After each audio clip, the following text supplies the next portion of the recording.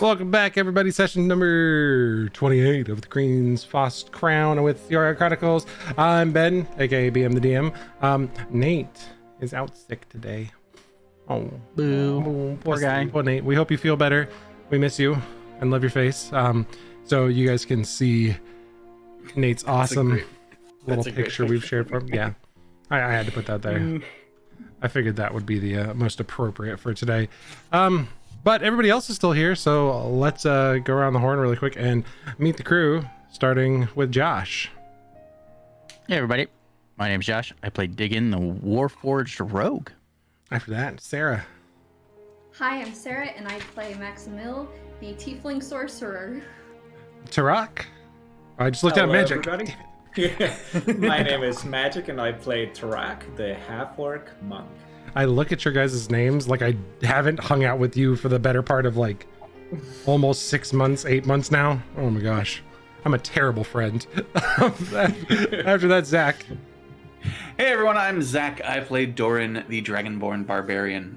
And since Nate's out sick, we'll just jump right to Mr. David. Hey, I'm David, and I play Batran, the Human Witch. And again, like I said, I'm Ben, aka BM the DM. You can find us on Twitter at Cyorion_DND. The link tree is on our Twitch page. And you can follow us on all of our socials and say hi to us, because we would love to talk to you. And we like having everybody come back to see us. Last week, we were in Hashmanet, this massive temple that was the lair of a dragon named Simiposi. We were there because people needed to know why they didn't show up to collect the donation that goes every year. You guys end up finding out that there's not only the dragons living there with a family and little baby dragons, but a couple high elves living there as well. Soren got, as Sarah put it on our internal recap so lovingly, consensually his butt kicked by a high elf blade singer, which is just phenomenal for him in so many ways. I'm sure I just about spilled my wine everywhere. Oh my gosh, I am clumsy today.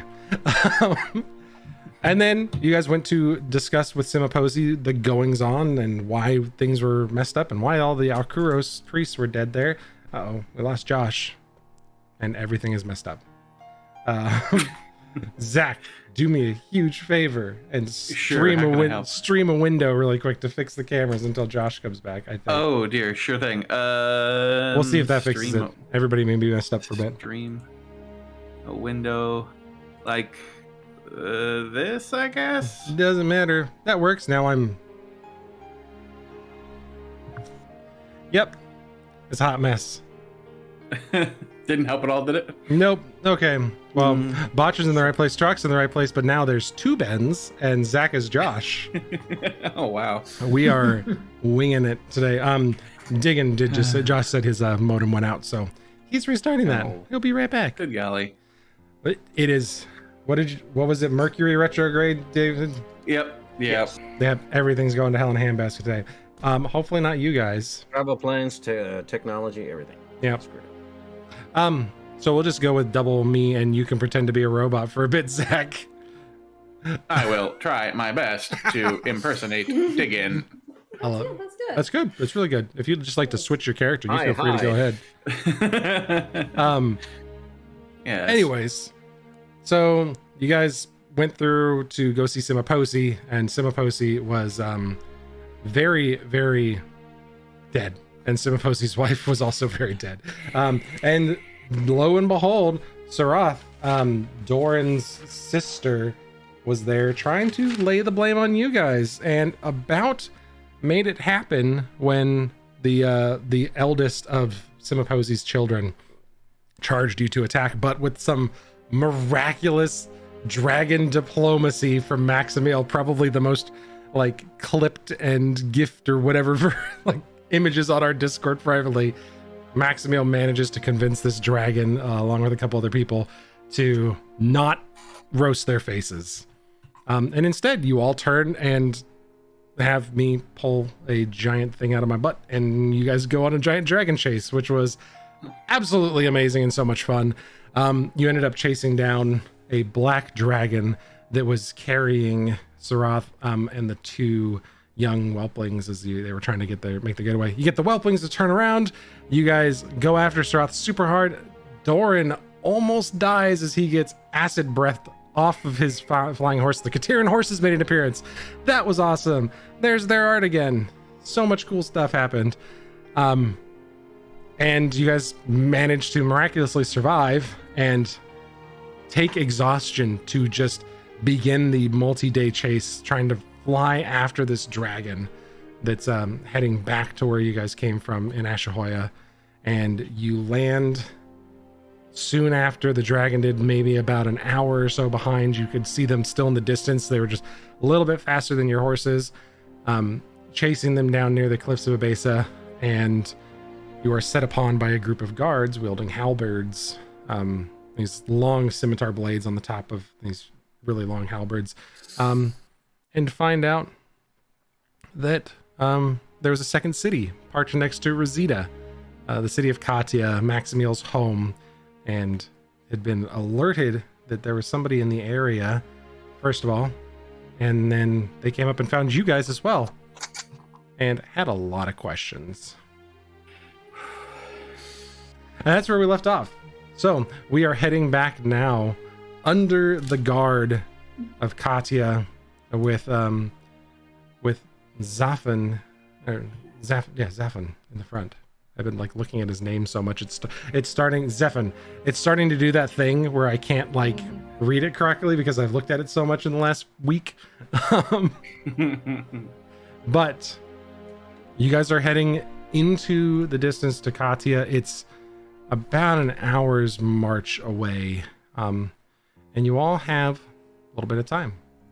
You're gonna chat amongst yourselves, and Zephin's walking a little bit out front, but Max, you know that he's not trying. You know instinctively he's not trying to stay separated from the group. He's just doing his normal thing and kind of walking back, leading the pack as he always does. So, what would you guys like to do? You are all currently exhausted. First of all, level of exhaustion for everybody, if I remember correctly. Some of you with 2, and you're all marching back to the city of Katia. Maximiel, is there something you want to tell us before we get there? Be extraordinarily polite. To My uncle and my parents. Okay. Parents, Cecilia and Ekman, Archibald. Uncle, Zephan, Momnen. Oh, my goodness gracious. Okay.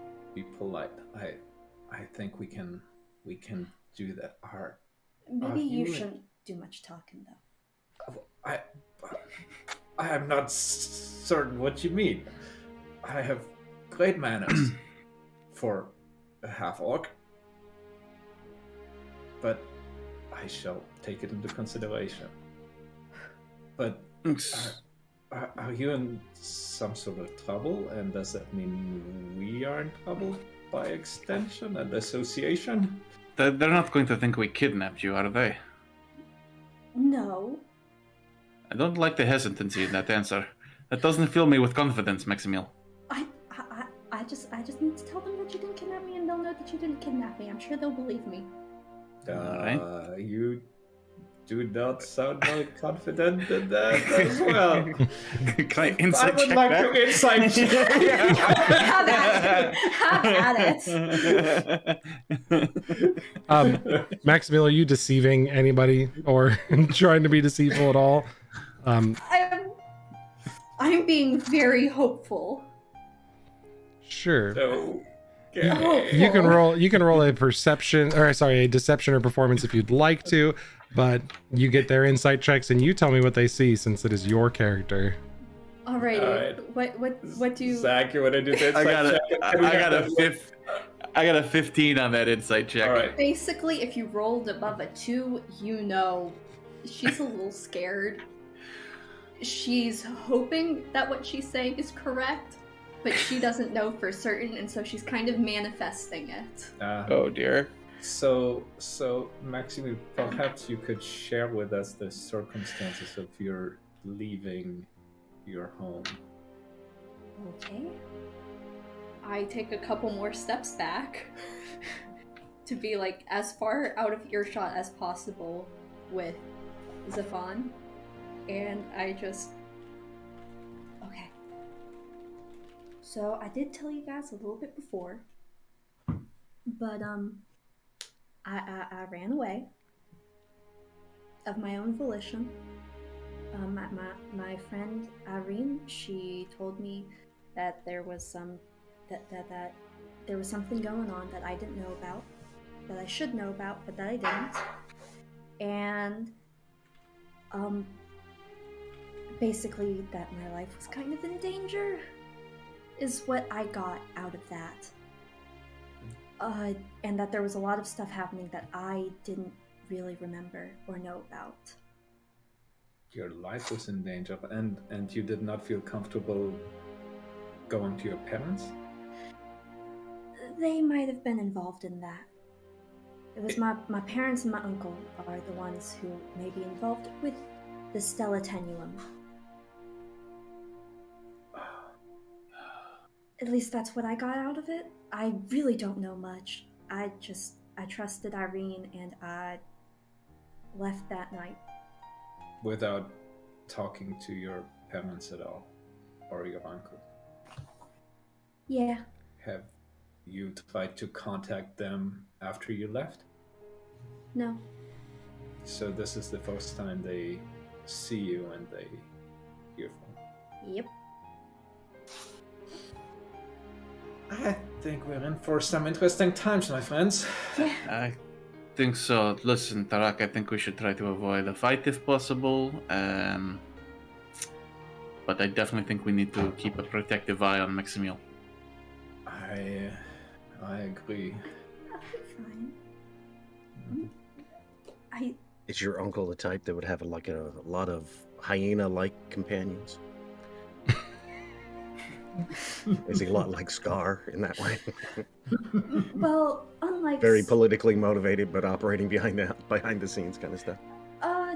He operates mostly above ground since he is the actual head of the city, and everyone knows and enjoys Political hanging out animal, with him. then. Yeah. Hmm. I look forwards. Has he heard anything I've said? I just have my dice bag. Where did I put that? Make a perception check. Okay. And I was trying to be stealthy throughout this entire conversation. Absolutely. Yep. Okay. Oh, that was a 2. I'm really good at perceiving things. Yeah. Thank you. Thank you. Right now. Thank you, Happy Glass Dice, for coming back to make a comeback this week instead of getting my butt kicked by Sarah's dice rolls this week. Yeah, he rolled a 20. You see Zephan kind of slow a little bit as you're talking, turn back to you and give you just a little knowing wink, and then keeps walking. What would happen if I just, ran away again? Do you think we could do that? Do you think we could outrun them? I mean, we are all pretty tired. We've been flying for days. Yeah. I do not believe that is the wisest course of action right now. Besides, you'll have to face them at some point. Good point. Alright, We must all face our demons someday. Well, let us not refer to her parents as demons quite yet. Well, not in the literal sense. I don't mean that they're actually Hey, demons. Is that referring something to tieflings? Is that No, are that you is trying to not. make That a- is. are you That trying is to not make a racial thing. I just meant figurative demons here. Come on, people, read a book.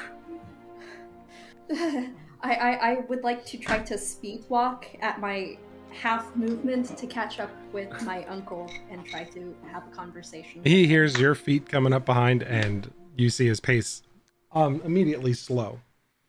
He had kind of Zephon is the type of man that very clearly knows what's going on around him and had given you your space when you wanted it, but you were not speaking privately at all. It's the desert in the middle of the night. Yep. Alright, Tarak kind of hangs back to make it appear to give them some privacy. All right. But tries to listen as well as he can. From a distance. And pay attention to any sort of body movements or anything that might give him some clues about what might be happening. Yeah. Just exactly how much trouble Maximil and Huiel might be right now. So Zephan speaks loudly enough that everybody can hear. He is not worried about privacy in this situation at all. And as Max comes up, you know, they'll fight you like demons because you were in array. Your friends aren't the one in trouble here. It's all you, sweetheart. Oh boy. Yeah. Well, at least they're not in trouble. That's good to hear. How I much mean, trouble am I in? You really pissed the bed on this one. You didn't even talk to them. They tried to send to you a couple times. They hired a couple mages to do the sending thing, and you know, I know you got the messages, and you probably just ignored them. Hey Ben, did I get the messages? Sure, your parents messaged you a couple times, like somebody did, and was like, where you at, Max? We've been looking all over for you. Nobody could find you, and you were at that point. It was very early on in the process, and after about a month, they kind of stopped. You know, and then we took them back into a couple of the artifact rooms that were, you know, where we set them up for display for sale. Those nice rooms. Took them to one of the scrying ponds and showed them that you were alive and you were well. And then you went off and got yourself lost in a jungle, and then y'all disappeared for a while. That was interesting. But no, they've been keeping tabs on you. But oh shoot, they're gonna be raging mad as soon as they find out you're back in town and you didn't even let them know you was coming. In my defense, I didn't know I was coming. It was a bit of a surprise for everyone involved. Well, side note, hi Mom. I see audio going through. If anybody wants to be so kind as to check the stream really quick and see if we've got audio coming through, that would be great. Otherwise, that is 27 minutes of me talking without anything happening. But she... I can hear the stream. I heard the stream. Yeah, Perfect. I heard the stream too. All right. And I will make sure to type, looks like your end, sad face. All right. Yeah, they're going to be fuming. That's you. Yeah. I mean, what'd you expect, frankly? You know, Irene told us that you took off in the middle of the night, that you were safe, and they were pissed as hell at Irene for a while, but, you know, they were always standoffish to Irene and didn't really like her that much, but... Is Irene okay? Oh, she's fine. Yeah, she's good. Irene's not in trouble or anything. That's I good mean, to hear. you know, she still works around the palace a little bit, pitters around, and it's a lot more sad now that you're not there, but she'll be happy. She'll probably be pissed too. I mean, damn, what'd you expect, girl? Walking back into you are walking into the Viper's Nest on this one. Yeah, I am. But, hey, I've already gotten bit. It's fine. Oh shoot, what did you go get bit by a snake for? And it wasn't on purpose. I should say it rarely is. Yeah, they kind of fell on me while I was sitting in a chair. My fault.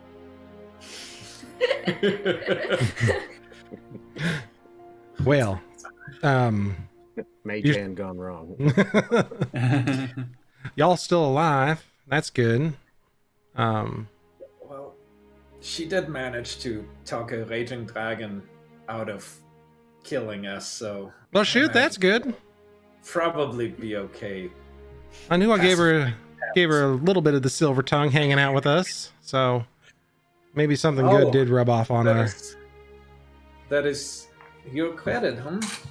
Well, thank you. Well, I'd say so. I beat her at chess and debate most days, so Yeah, well, we'll have to see about that now. I've played a little more since I've been gone, and I've learned a skill or two. well, I'm sure I'd love to play But y'all have business to attend to first.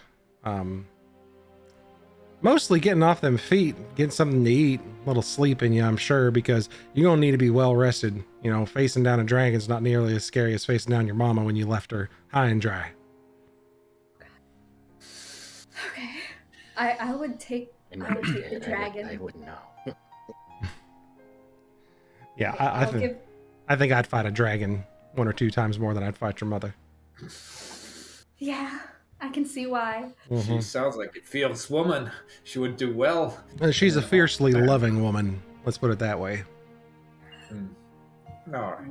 Alright, And I'll Max is special. We all love her very much. Why'd she up and leave us? We don't know, but maybe She now. does grow on one, doesn't she? Yeah.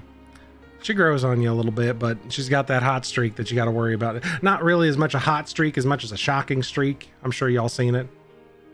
Hey, that's pretty good. That's pretty good. Yeah. She used to do party tricks until she, you know, lit a cat's tail on fire with the lightning bolt once. Then we had to stop her doing it at parties. That was a little embarrassing. Trying to entertain heads of state from different cities, and here goes Max Meal lighting things on fire in the middle of the dining room. Bit of a hot She mess. has not stopped since then. Oh, good. She's a bit of a pyro, isn't she? A little bit, yeah. But Mom and Pa would be happy because, you know, they always said you were special and your power was going to grow, and here you are talking down dragons. It's impressive. She has been a most valued member of our organization. Yeah, what I heard y'all, Midnight Parliament, something like that. Oh, I see our reputation precedes us. Tarak stands taller. Yeah. Yeah. It's a good, clever name. You know, it's y'all have been doing some things from what I've heard, and been helping folk out, which is good. Well, I'm pretty sure our companions over in Rosita paid you a handsome sum to find the answers to this question. Was that in advance? They did give us a bit in advance. Oh, they gave you a good amount of money. A lot of money in advance that we haven't split up yet. I think Soren is still carrying it. No, it's Tarak. Tarak is holding out on the group. Tarak's like, what do I do with my hands? I've got all this money. Chilling with 250 platinum or whatever it was, and he's just like, What did you shadow step with all that anyone know stuff? about this? Yeah. Yes. All right, I lied. We have gotten paid. That was very nice. Well, yeah, but, you know, if you ever find your way over back to Basad again, if your mama will even let you go, you know. I think I'm probably going to be grounded Well, you know, you're a grown woman. or until college. You're a grown woman. You've been out to the world. You survived. You came back. She probably knew that she held on too tight anyways. Yeah. You know, don't fault her for that. You know, they just, ever since they found you, they've been looking out for you. Right. Wait, they found you? Found you. They're Oh. not I your told Oh. you, parents? they're my adoptive parents. I did say that before. I'm sorry, did I let the cat out the bag? No, it's just probably I just haven't said it enough. I always refer to them as my parents. I don't always say my adopted mother and father because I feel like that's a little much because they are my mother and father. But Yeah. I was I like see. toddler So age. They found me wandering in the desert. Yeah, she's about 4 years old when they brought her in. Best we can tell. We don't know. She didn't know her age, but So you were found in the desert. 1004. 1,004 would be a stretch. She barely come up to my mid thigh last time I seen her when that little. No, they found her down right under Katya. We had stopped to trade with a city by the name of Malapopet, if I remember, and both them cities were parked, and she was, you know, Cecilia and Ekmon were down strolling along and seen her down there next to one of the legs, and scooped her up and brought her home. Yep.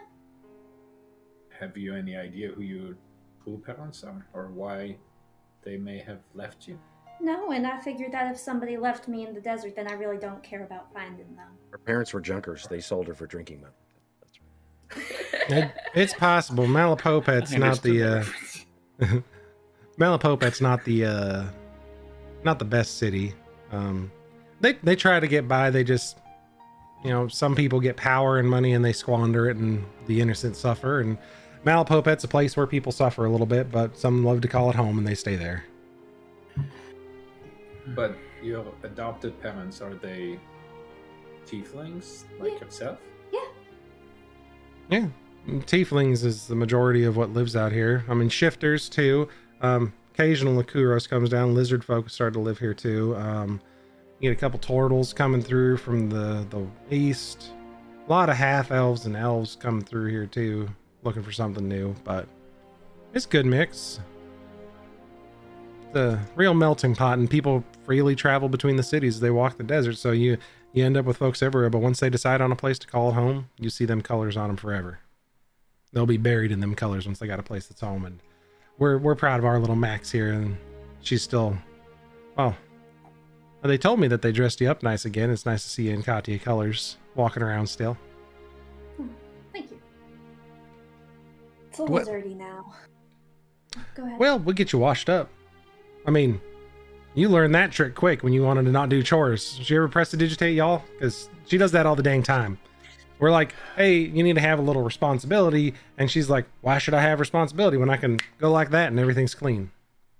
I think if there's one thing she likes more than shocking people, it's to prestidigitate them into cleanness. It's very off-putting when she comes up and starts like waving her hands on you and all the dust comes off at once. Sand is the worst, because if you got sand in your boots and she prestidigitates them, it just shoots right up your pant leg and it's got to find somewhere to go. I had a boot full once and I ended up with it in my teeth. I swear to God. Sand in my boots is my second worst problem with sand. It gets in other cracks. Yeah, you get used to that out here. Of course, it's rough. It's irritating. It gets everywhere. We are full of them today. Where's Josh to rein us in? Is Josh coming back soon? We're going off the rails hard. Well, y'all, we'll get you something to eat and get you dressed up and nice. I mean, you were at Rosita.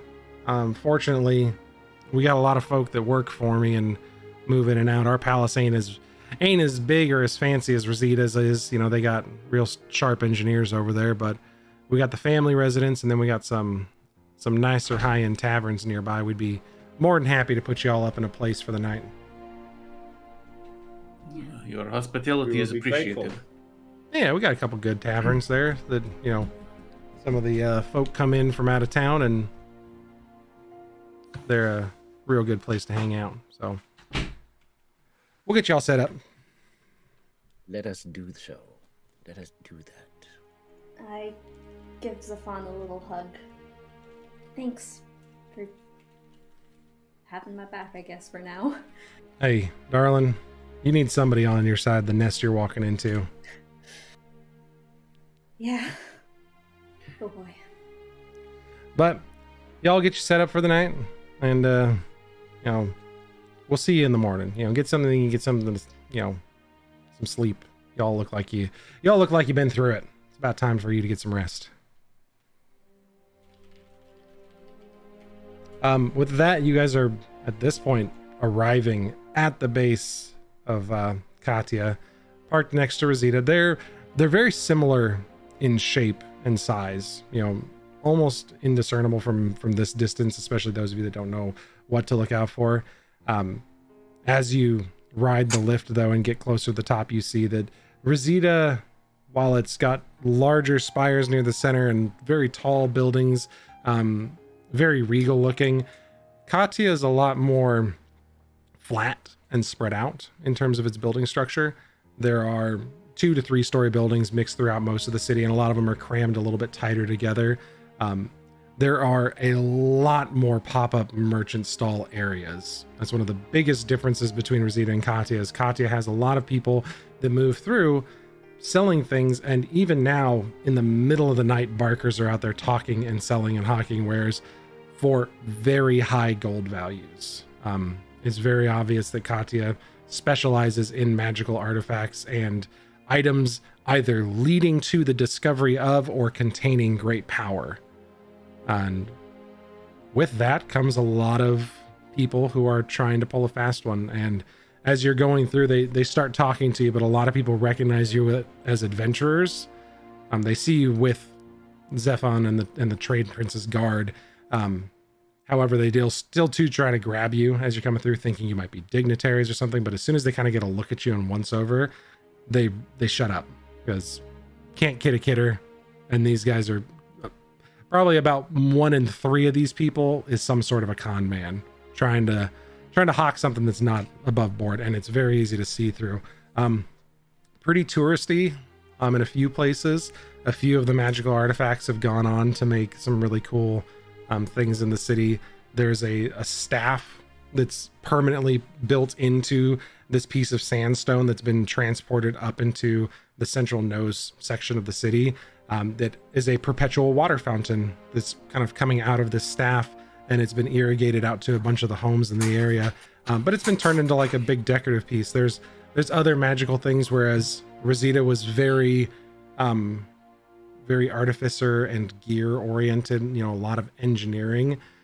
Katya is about the polar opposite to that. Everything here is high fantasy, magical, really cool looking stuff. A lot of people here are trained in at least being able to manage cantrips, and there's magic everywhere. If you're a fan of things like cyberpunk and augmented reality, as like you're playing those games and you see all the AR advertisements pop up, it is that with magic.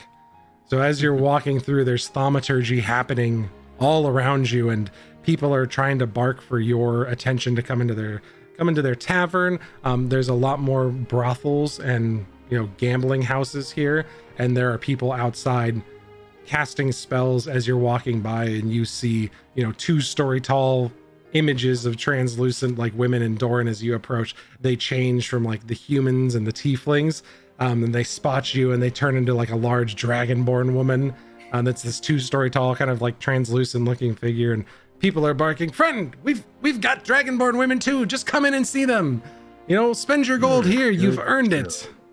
Now that is what I call targeted advertising. You're a good Joe. Yeah. It's Dolan, a lot. You seem to like large women. I like sturdy women who are strong. It's, I remember your last adventure. Gosh.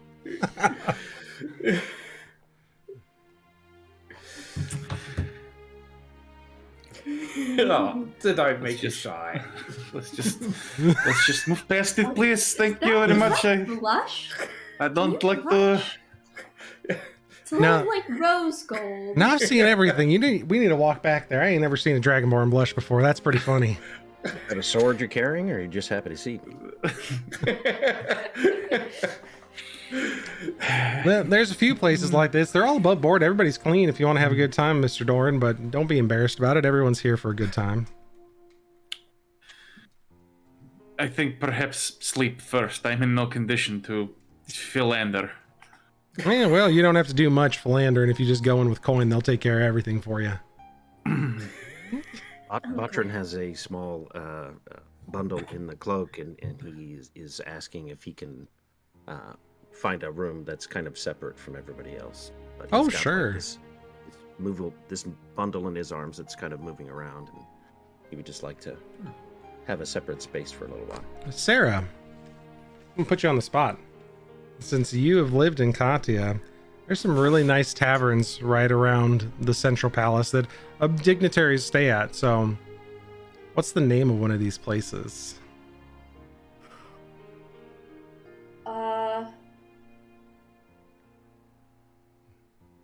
Oh yeah, Flaming Sandwich, Inn and Tavern. The Flaming Sandwich. Yeah. Now, Flaming Sandwich, or sandwich? Nope. Hold on. That's right. This is Yes. I'm treating this as an improv prompt because I wanted her to name something so I could riff off this tavern exactly what it is. Okay. Sandwich. So you finally make your way through after the embarrassing area and the exterior portions of the city. Botrin talking to Zephon about where he can stay that's a little more separated from everybody.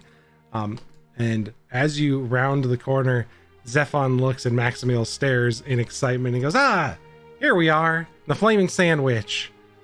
And you're all unsure as you step around the corner, but out in front of this 3-story building, this very opulent looking building with Katya's colors in silken tapestries brought across the windows and the terraces, there is flying from room to room, kind of outside the windows, stopping at all the balconies, this flaming witch made of sand that leaves a trail of fire and sand dust flying behind her, as she lightly cackles, not enough to disturb her guests, but enough to draw your attention in.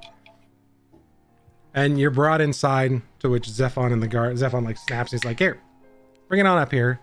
And one of the guards walks up and keys this belt that he's wearing and unlatches it, and it's a massive bag, and you see him unzip it, and Zephon reaches into a bag of purely platinum and gold, like nothing beneath a gold piece in this bag. You guys can see it, it's overfilling from the top. Maximiel, a little bit of embarrassment sets in, as it usually does with this type of situation. Zephon's like, "Here, miss, yeah, right here, these all folks right here, you take them in for the night, okay? All 6 of them, get them set up. And this one right here, the scrawny looking one, you know, they asked for a room that's a little bit different from everybody else, a little off to the side. You got one?" To which the lady looks and is like, "Oh, yeah, we have a place that's available. I have a lady thing here. Where'd it go? Up. Oh, I messed with it. Damn it, Ben. Why'd you screw with things? There we go. We have a spot that's in one of the towers, if you would really like it. It's away from everybody, but you have to climb 4 flights of stairs. It's not the most accessible." Do it. Good. All right. So you're all set. Go to the bar, order yourself some food. You know, I mean, it is a tavern down here, so the flaming sandwich is usually pretty busy during the evenings, and they don't have some places like Rosita have like room service. You just like holler down this thing that's like a weird sending, so they don't have that here. Tavern's downstairs. Get yourself some food. Miss, everything's on me tonight. And he places about 4 platinum pieces on the bar. And she's like, "Oh, Thanks. Oh, I didn't mean to hit the beep. I reached for the FX thing and I went beep." She's like, "That's a." She was like, "Thanks." Yeah, okay, that's a new headcanon. She was like, "Oh my." well, thank you. That's very nice. I appreciate that. Rockets, huh? Thanks, Go XLR, for making bleeping canon in our world. Zephon then takes his bag, walks over towards the tavern, and is like, "Hey, barkeep, these folks all right here, they're on my tab. I'm gonna prepay it for you, and y'all keep the change." And he just takes another stack of 5 platinum pieces and sits on the tavern's bar itself. "All right, y'all, I'm gonna go get some rest myself. It's a late night. They said that they found something interesting up there. We arrested it, started walking it back, and then they said they found something else interesting, and y'all showed up. So yeah, we'll have to talk about all that tomorrow. So good night, y'all. Get some rest. Get something to eat." You arrested someone? Oh yeah, we'll talk about it tomorrow. Don't worry, we got all day. Oh, okay. And I'm staying here for the night? So either that or you can go face your mama right now, or I can tell her you showed up tomorrow morning. Tomorrow morning, I can like prepare myself, write a couple of scripts. That sounds good. Probably a great idea. Yeah, and you guys are offered your rooms and a place to grab some food. One of the most interesting things you note at the tavern itself, at the bar, there's this glass case with a long hoagie that's on fire inside the case. And it says "the flaming sandwich" in quotes underneath it, like it's being kishy with the name. And he sees you eyeballing it from behind the tavern, this larger looking gentleman. A little hard to tell what he is from this distance, but especially with the dark kind of flickering torchlight, and he's shadowed a bit behind it, and he goes, it just flames in the case because it's funny, but it's a really spicy sandwich if you want one." I would like 2, please. "Oh, there's a man after my own heart. You're from the south. I haven't seen any of your like in a while. and he steps into this light, and it's a 7.5 foot tall Tauren. Tarak, you are probably the only person who has seen one of these outside of the rest of this group. These are a half Minotaur it's a Minotaur hybrid from Valdespire Secrets. So if you haven't checked out that book, go check out Valdespire Secrets. It's a Minotaur human that's a variant human that I just love so much, and they have a place in Cyorion because one of our players plays one.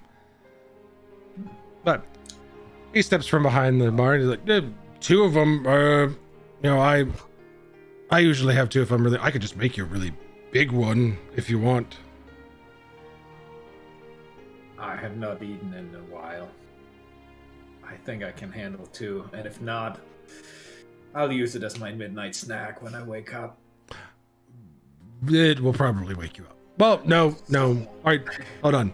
Did you grow up in the Expanse or not? It is a long story. Did you grow up in the Expanse eating their food? I ate the food, yes. Okay, good. So yeah, it's wild cutter leaf, the same that's used to spice most of the food down there. And it's my own mix, brined. It's a brined serpent that's in a mixture of vinegar and wild cutter leaf. Very spicy, very good. You'll enjoy it. I cannot wait. It has been a while since I have tasted that fare, but I must say it has been quite some time since I have seen one of your kind. What brings you here? Good food, a place to stop. Really, I just got tired of fighting for the artifacts and selling them here. So last time I made a good haul, I decided to settle down, bought a nice house, got a board, so I started working at the tavern. This is my first time here, but I can see how this place can grow on you as well. A lot of things. It does. Interested. Yeah, there's a lot of fine folks that come through here. Makes it interesting. The city moves, we see new people all the time. We get idiots from the north that come down and say, oh, I can eat hot food. You've seen a dragonborn breathe fire, but I've seen him breathe fire, unintentionally, which is always funny. Your friend want one too? I'm sure it'd be funny. It'd be pretty good. I'm sure he can handle it. I don't need to put my pride on the line for a sandwich. Come on, I'm Just not about so the best. easily goaded. Give you a gold if you finish it.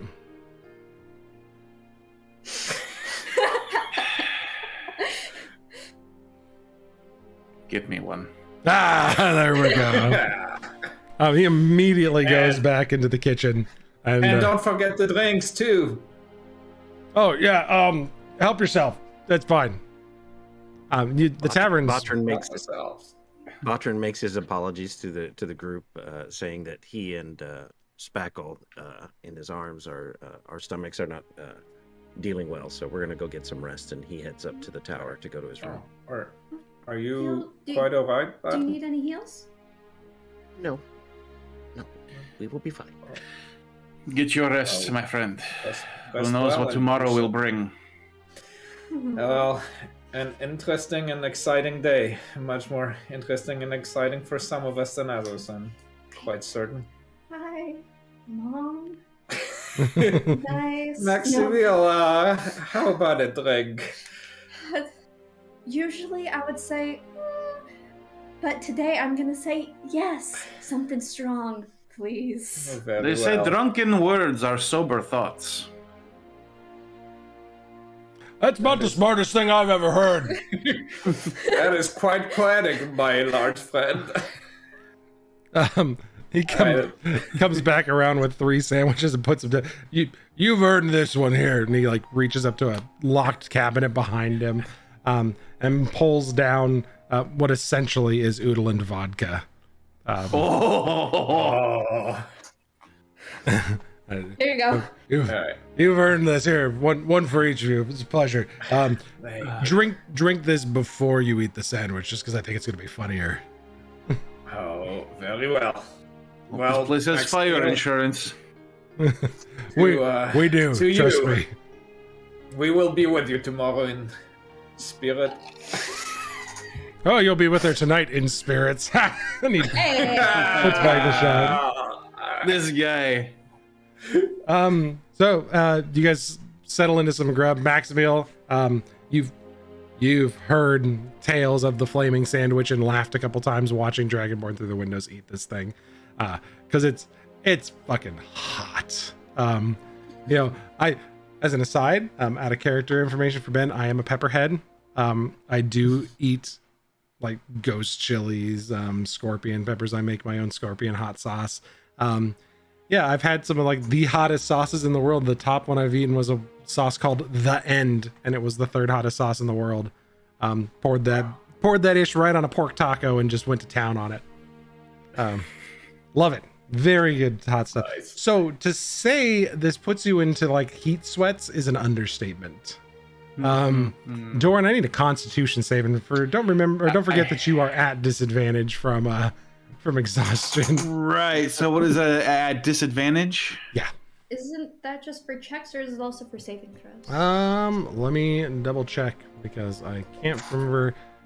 One of them is for checks and saving throws, I think. Yeah. Because I'm only the first level, which is disadvantage on ability checks.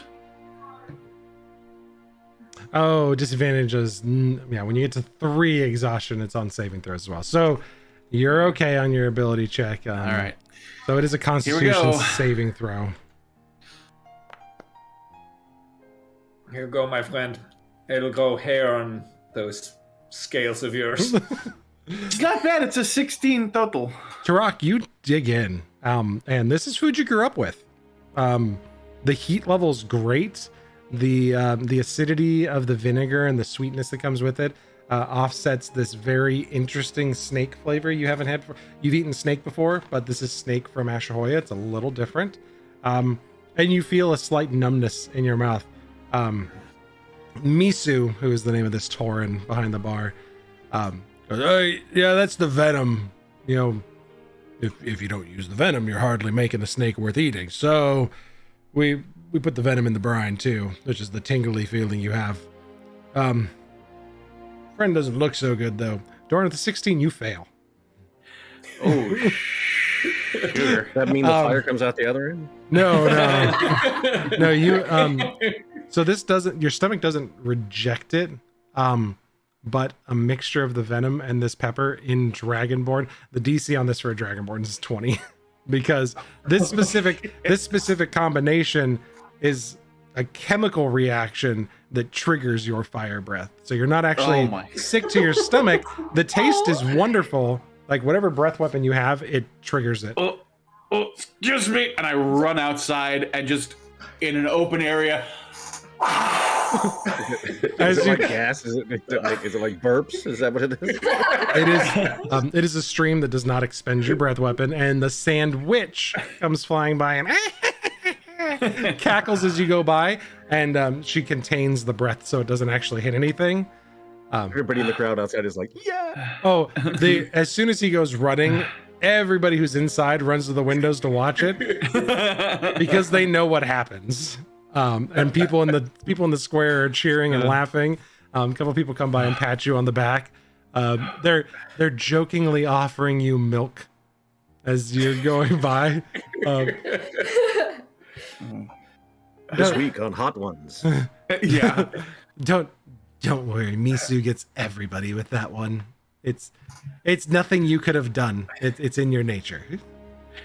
Out of character, that's probably how I would respond too. It's just like, oh, too spicy, can't do it. Like, I am not a spice head at all. The spiciest I do is like the garlic parmesan at Buffalo Wild Wings. I am not a spicy guy. Nope. Their hottest wings are baby mode. They're not too spicy at all. Yeah. My friend tricked me with ghost pepper beef jerky once, and I took a bite and I said, Yum. "Oh, that's pretty good." And then 5 seconds later, I went, Awesome. So, yeah. Doran just runs out and breathes a column of fire up into the sky. So the good news is After it triggering once, you are immune to the effects for 24 hours. Okay, good. Zorak calls after him. If you're not going to finish your sandwich, I will. Don't touch my food, Zorak! I come back in and start. Maximil, he brings you a traditional Ashahoyan salad that's made from it's fermented and spiced, not like tumbleweed, but like, you know, desert plants, how they're very woody. This is bark stripped off of that and then cut into shoots, and then it's fermented to soften it even more. But it's very it's kind of like a homey meal, and it definitely gives you that good feeling of being back at home. And hey, Josh is back. Hey, Josh is back. Hey, Josh. Nice. Yay. Ben gets to fiddle with camp. Oh no, there he goes again. Diggin was hiding. Yeah. Don't jinx it. There we go. Hey. Welcome back, bud. Sorry Diggin about was that. in stealth mode. Hey, you missed did some not fun see stuff. me. So Diggin, this is a perfect time for you to come back in, as everybody was kind of getting to the Flaming Sandwich, this tavern that you guys are staying at right next to the castle, or to the royal villa. You watch as Doran runs screaming outside and basically unleashes his breath weapon because of a sandwich, which is, you know, turned everybody to laughter, but it was a very scary moment at first, and you might have felt a little bit on edge. I'm still lagging, in full honesty. I don't know what's going on. You're fine. Diggin is just kind of processing everything. He goes to grab the weapons, and Soren's like, no, it's fine. Just, it's a sandwich. And comes back in, and everybody gets, you know, something to eat. Soren partakes of the salad that Maximil has, and kind of enjoys the homey cooking that's available to him. And yeah, if you guys would like to do anything else at the tavern, you know, the night's yours with the flaming sandwich, both the cackling apparition flying outside, and the flaming sandwich in the case in the tavern. Diggin, I should state, in the tavern on the bar, there's a glass display case with a hoagie that's on fire. It's not burning. Nice. So Botrin has headed up to his room. The rest of you can do with what you want for the evening. Soren, you know, expresses some distrust, would be the best way to say. I'm just taking Nate's notes here. You know, little suspicion of Zephon as well, but kind of echoes the sentiment of the party, Max, and that's keep you safe and, you know, figure out what's going on here. But eventually he is exhausted as well, and will go up to his room and turn. And each of you do have a private room for the evening that Zephon has paid for everybody. Zorak finishes one and about half of the other, and then he just takes the other half upstairs with a big mug of ale. And I think I'm going to take advantage of this comfortable bed. I think it'll be better than sleeping on a flying horse. On goodbye, the my friends. flying horses. It's another long story. I'm gonna need to hear that. That's exciting. Well, long story short, we were chasing this dragon, and we were loaned some flying horses. This story is too long. Diggin does not feel well. Horse fucking. Diggin just shuts down at the bar. Who the hell are you people? We're the Midnight Parliament. We strike a pose. Electric guitars sound in the air. Yeah. Just JoJo posing, just like.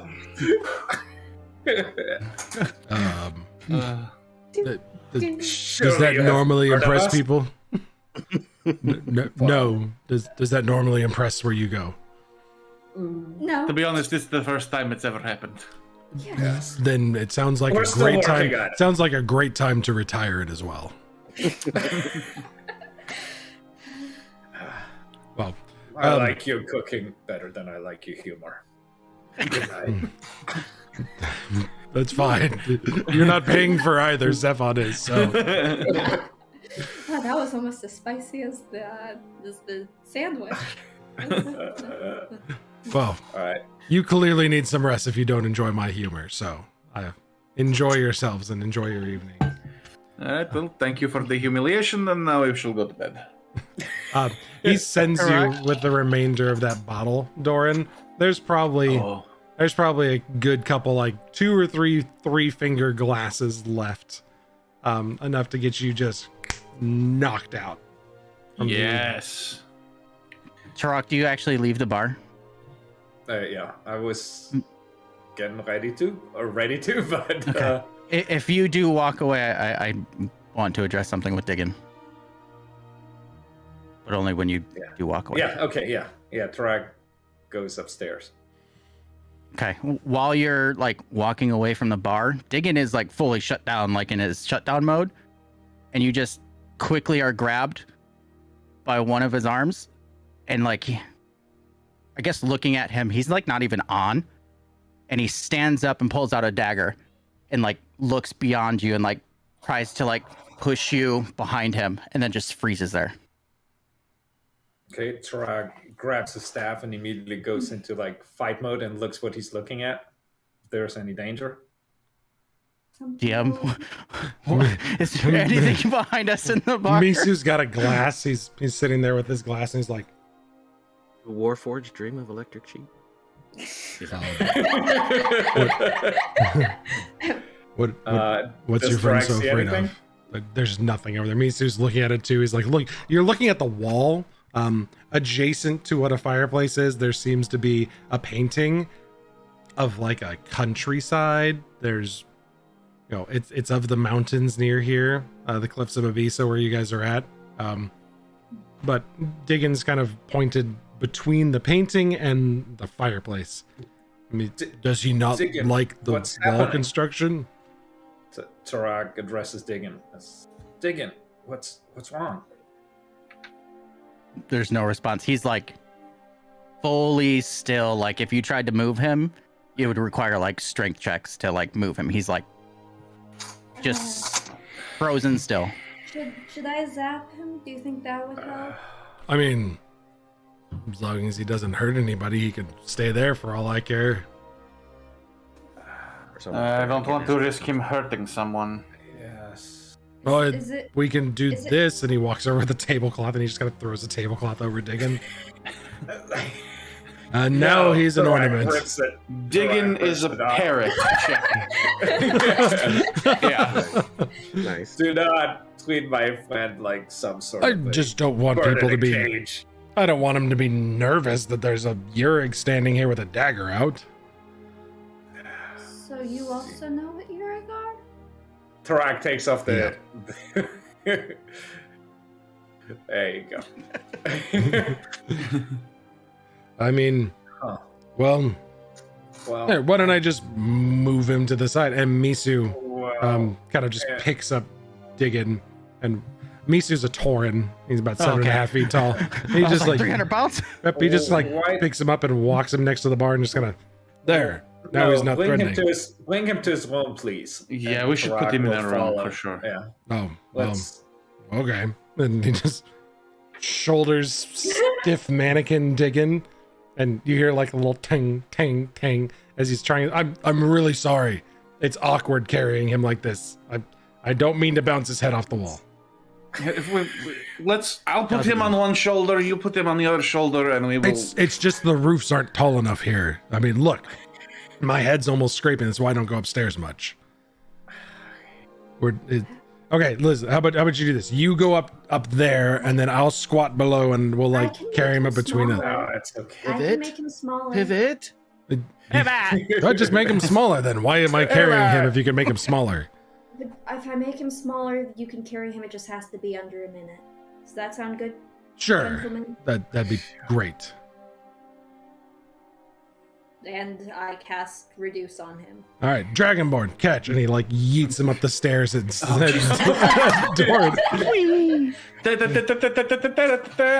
there, under a minute, taken care of.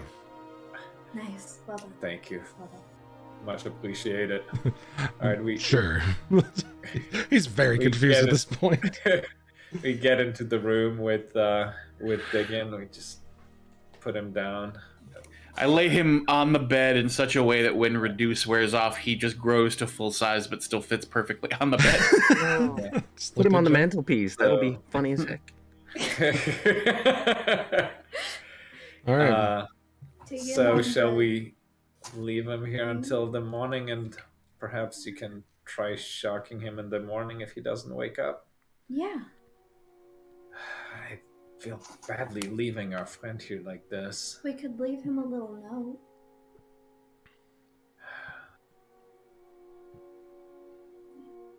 It's up to you guys.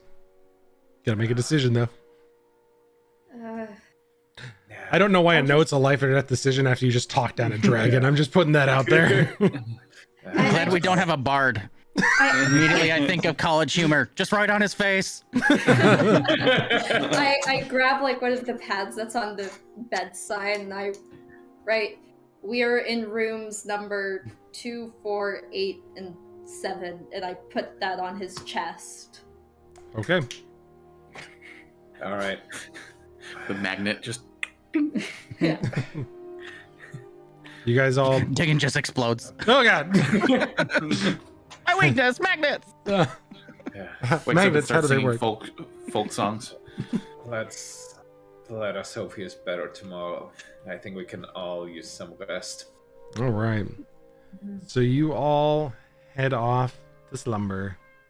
Let's see here. Do we get a long rest? I'm going to Soren's character sheet to run a long rest. Sorry, my hair is like. It's 1 second. We'll get long rest. My headset is just messing with me really bad today. Everybody gets a long rest. Long rest. I'll run one for Soren there.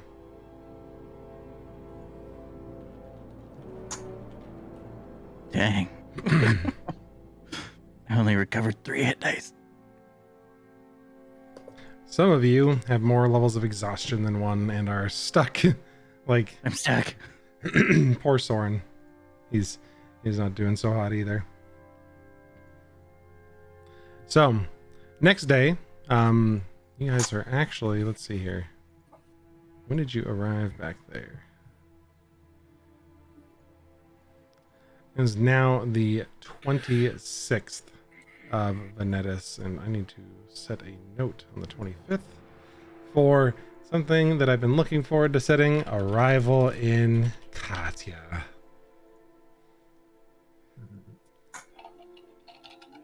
Oops, that is only blurring game. I mean, fix it so it's not just game master visible. There you go, player visible. All right, so on the 26th, my phone goes off.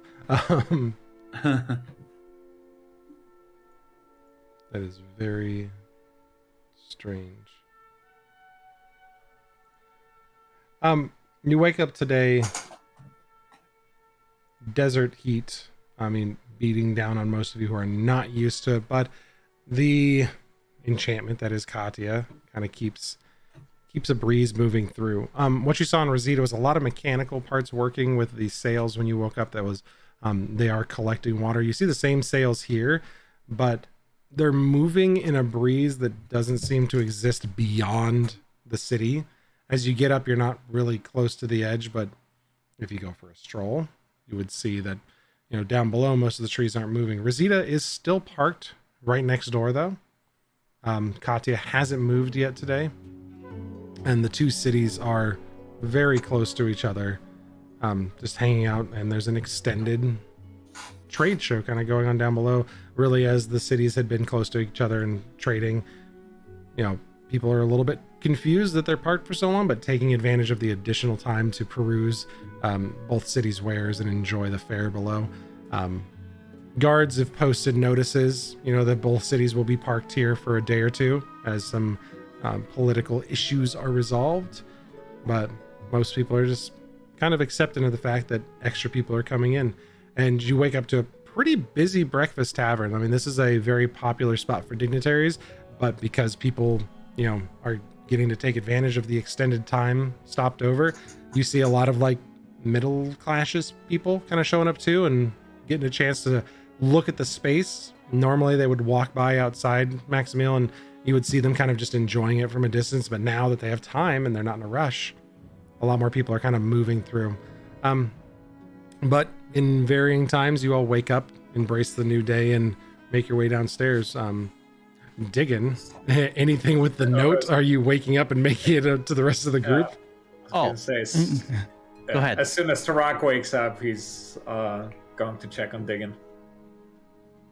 I would say normal amount of time, nothing like crazy early or crazy late, but Diggin will wake up, but he is not like self-aware to like check his body for notes. He'll just wake up and like open the door. And I guess we'll bump somewhere in between the hallways and hit Tarak. No. Diggin, what? You're awake. Good. What happened last night? Do you remember what you did? No, but Diggin does not feel well. Not feel well how? What's wrong with you? Unknown. Do you know where we are? Yes, of course. Do you remember last night? I walked past you, grabbed me as if something was about to attack us. No. Interesting. You frightened all of us. We thought something was going to happen. Nope.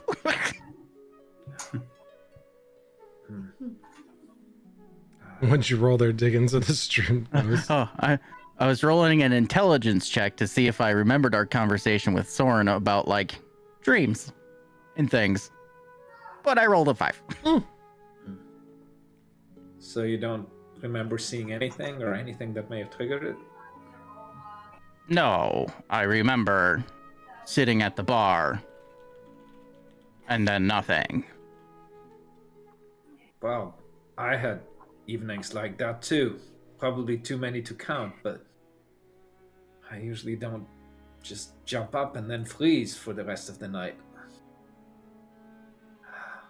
Well, I'm glad you're okay, but you said you don't feel well. What is there anything we could do to help you?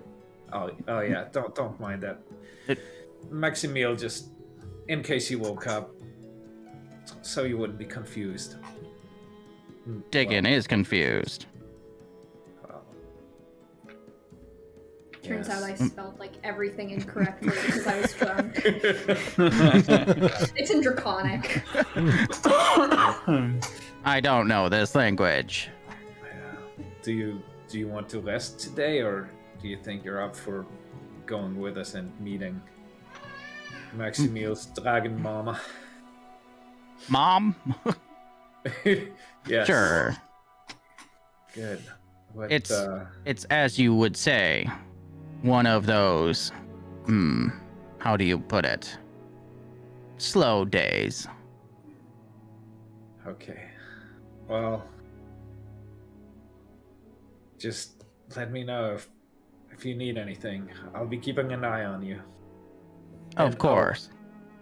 Please try not to jump up and brandish your weapons and daggers when we're in court with her parents.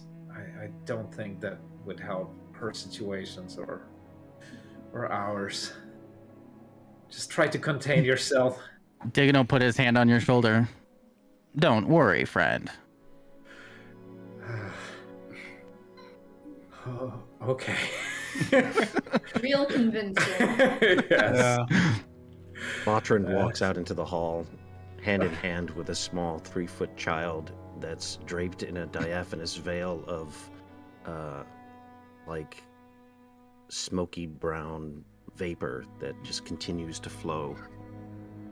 Like They're this sort of- wasn't fucking strange enough. And What They're sort of the- whispering to one another. What? Oh, I'm not there yet. I'm not there. What? Yeah, I'm not there yet. Yep. What? Tarak. Yeah. Is this normal? Depends, but not usually. No. But who is this? Why do you have a child with you? Botrin and the child both cackle together, and then the child slithers off and disappears into the wall. And Botrin just says, Spackle and I were just having a conversation. That was Spackle. Oh, yes. Spackle's grown now. I'll slowly turn to Rock and like put my hand up. I think something is wrong with Botrin. You can hear a voice echoing from down the hall as Spackle leaves.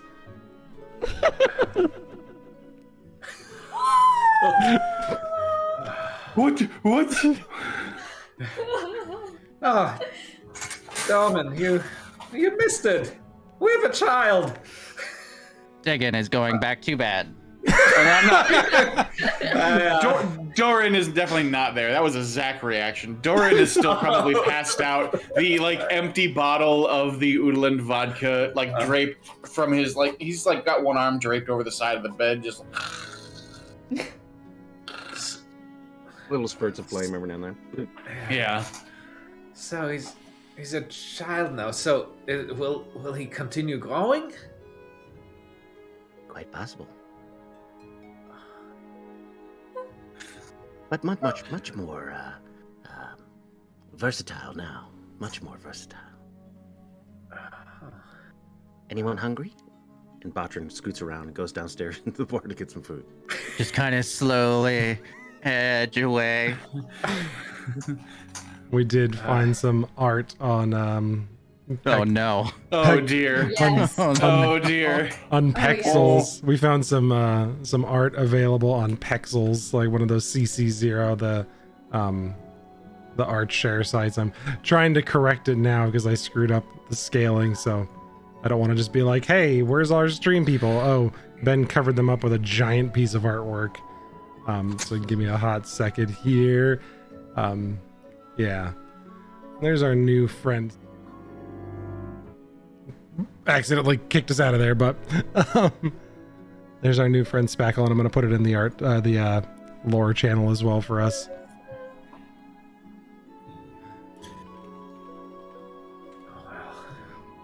Yeah. Ugh. Oh dear. Oh no, thanks. No, Oh. no, thanks. Oh. Yeah. Well, that's horrifying. The rest of you wake up as you see fit, and make your way kind of downstairs to join everybody else. Misu's down there as well, kind of hanging out with everybody, just embracing the day, and kind of get some group or some food put together for you guys. Good morning, y'all. So, Maximil, Yeah. how'd you sleep? On a bed of nails. Yeah. Botrin has a baby. Well, Sorry. they've been busy. There's that. At this point, Doran finally comes stumbling down the stairs and just like, oh gosh, too early. And he hands the empty bottle back to Mizu. Thank you. That was helpful. I'm glad it went to somebody who was worthy of finishing it. I hope you enjoyed it. Now here, I am led to believe, after asking around, that the Midnight Parliament spent some time in Katala, so here's some fresh Katalan coffee for you. I'm sure you would enjoy this. Oh.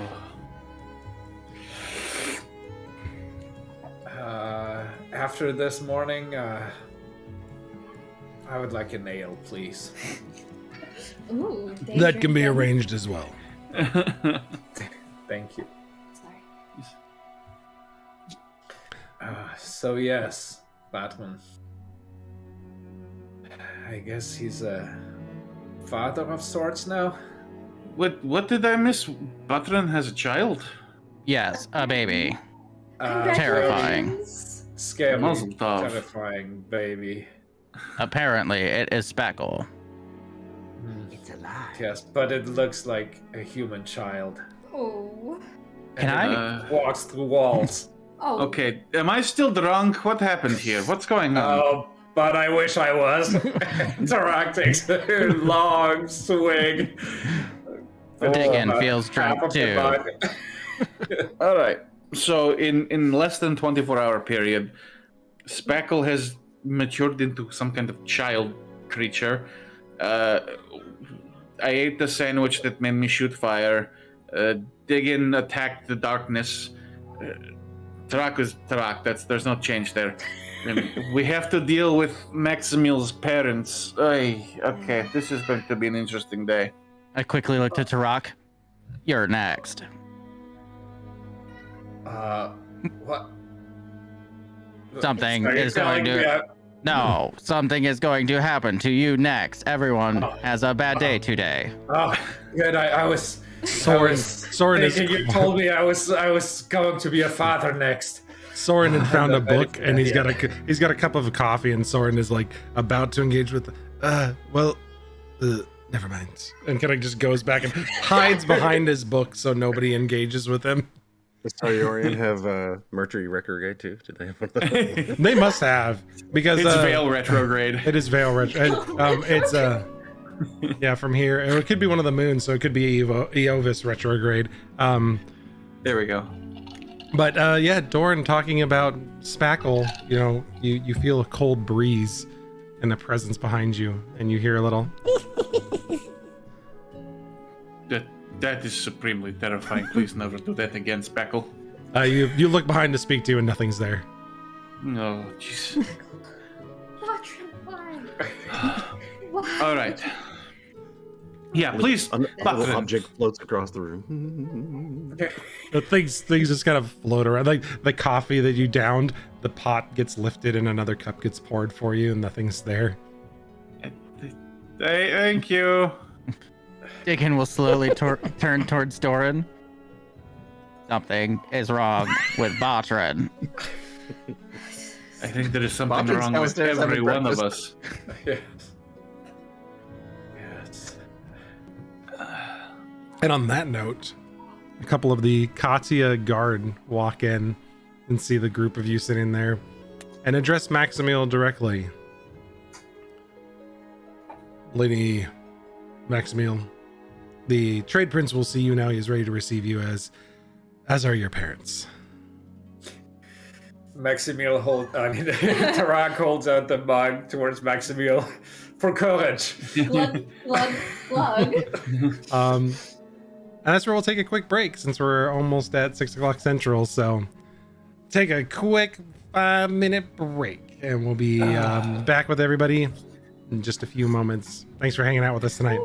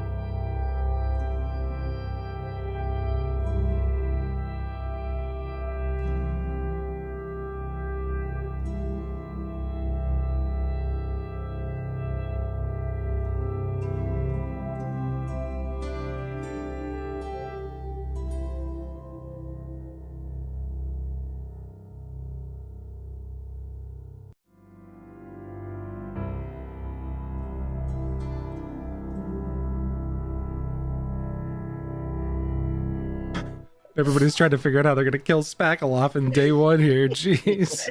Welcome back, everybody. We're just having fun talking about the super creepy thing that David did everybody with making little creepy creatures in ghostly outfits walk around and go. Don't blame me. that's Blame the creepy. level up. I blame everything on you.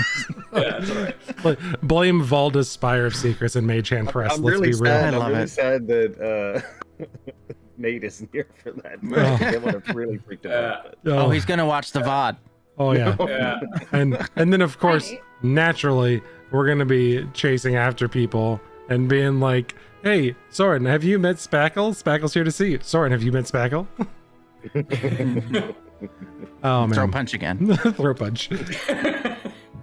You our chat, I know a god. Yeah, actually gods are as an aside, gods are not infallible and definitely not immaterial in Cyorion. They hang out a bit, demigods especially. So people have met a lot of gods in my campaigns. But today we're meeting Maximil's family. God. As you guys left the Flaming Sandwich, ready to head up to the tavern, or to the primary residence of the Trade Prince of Rosita, Zephon Manman and his family.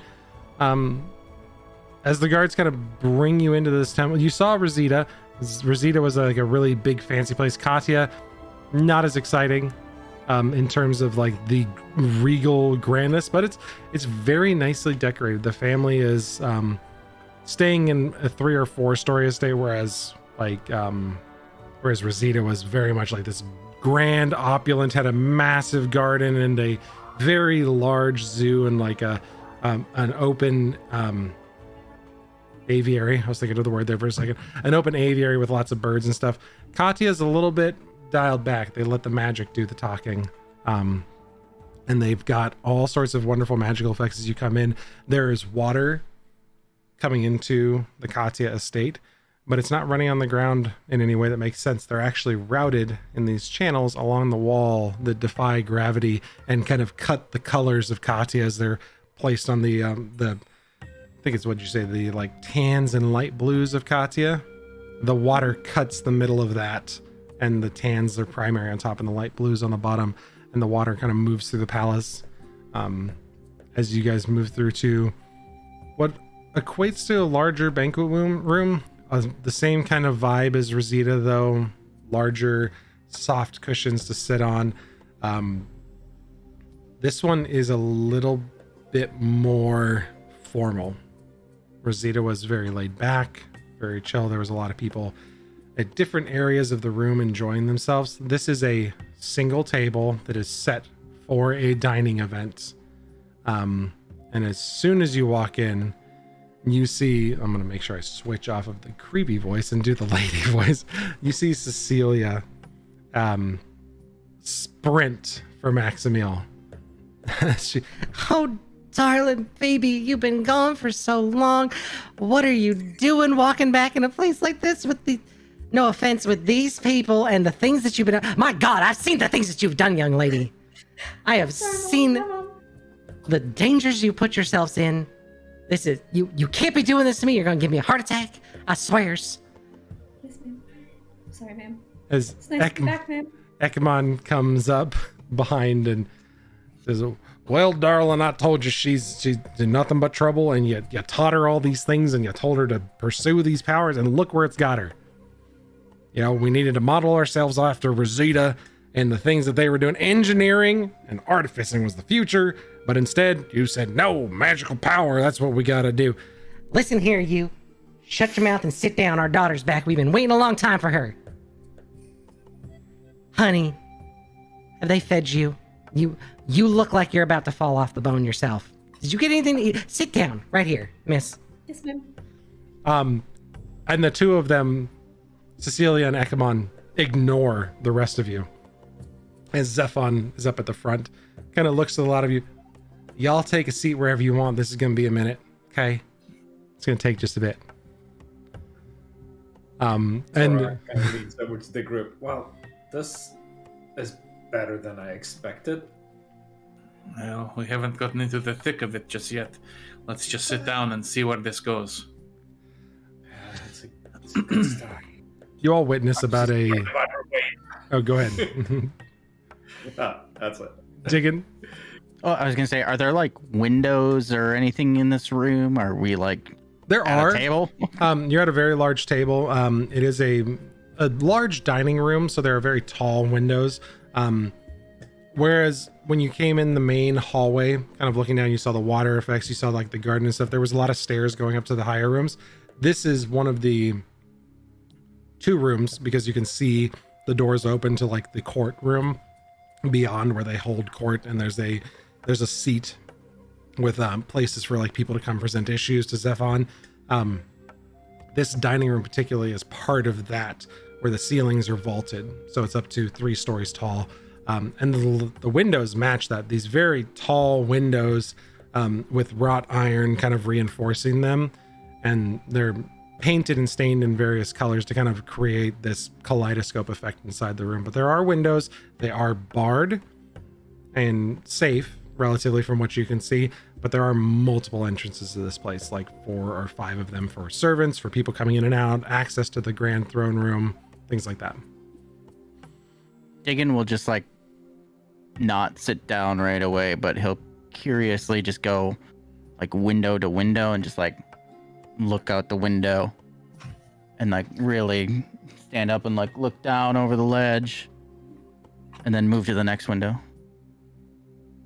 Tarak is going to follow Diggin as he's doing it, and kind of just after a couple or 3 windows, just kind of grab his arm and lead him to one of the cushions, and then when he sits down, Tarak's going to sit down next to Diggin, and is going to keep a close eye on how Diggin may react, so that if something happens, he can kind of diffuse the situation if necessary.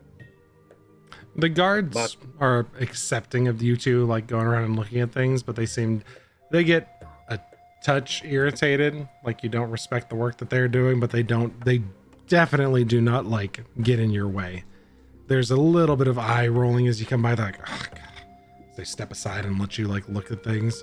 And a couple Excuse me. Yeah, we got it. I told you, man. Don't mind my friend. He's very particular. It's nothing against you. I'm sure you are doing a fabulous job. Yeah, I mean, we get it. People just. He's a hero, like. Yeah, sure. The Botrin, you wanted to add something? Yes, Botrin instructs Spackle to shadow Maxmill. Silently and invisibly, just shadow him. Okay. Waiting to throat punch that baby. Don't punch my baby. It's gonna happen. Terrifying thing. Botrin, you're treated to a little bit of an off-putting situation as the creature Spackle begins following, and you're all witness to this dressing down of Maximiel. If you've ever seen a southern mama talk to her child coming home and she's disappointed in her, this is a 15-20 minute solid dressing down of Maximiel. She is dragged through the mud for everything that she's been doing, like all the stress she put her through. Like, she can't believe that she did this to her. And then partway through it, she turns around and looks directly at Botrin. And you, thinking you can come in here and just join this group all willy-nilly. I seen y'all come back. I was watching you when you were scrying. You come back with these weird little creatures, and now you put them behind me. And she waves her hand. Sorry, she waves her hand, and behind her, I did the lady's voice. She casts like she dispels magic behind her and removes the invisibility on Botrin or on Spackle, and kind of puts a secondary effect. Like she casts Fairy Fire, so you can try to roll to resist if you would like the Fairy Fire, or you can just have Spackle accept it. Is that a saving throw or? Fairy Fire, I believe, is a. Oh, sorry, my system is now lagging. Go ahead and roll a d20 for me, just so we can move it along as things are loading, albeit super slowly. Why is Foundry being poopy today?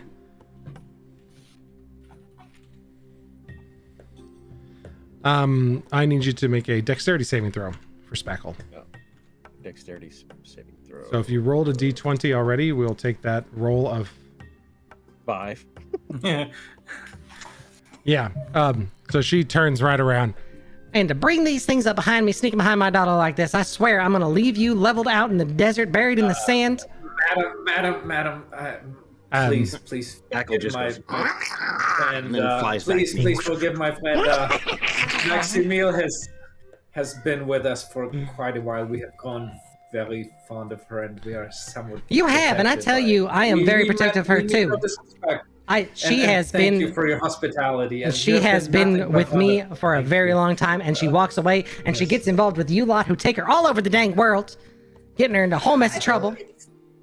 For what it is worth, Maximil's power has grown considerably.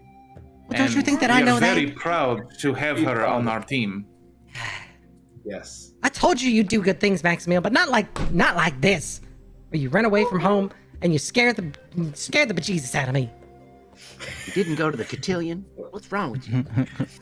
Digging from inspecting one of the windows will like immediately hear that conversation and like walk up straight in between her and Maximil. Ryan pulls Diggin back. He's like, it's her mother. She's okay. You can try to make a strength check to stop Diggin, but I'm pretty sure Diggin's mind is set on things. Diggin's Terminator mode right now. Oh dear. Yeah. All right. I'm gonna do a strength check. They're also very protective of me, Mama. Please don't be that worried. Don't get mad at them. It's just me. I'm sorry about this all. Tarak, what did you get? I got a total of 10. And I only rolled an 8. All right. You get a hold of him, and Cecilia steps right up to you, Tarak. Now you let him go. That man's got something to say. You let him say it. Very well. I'll Diggin.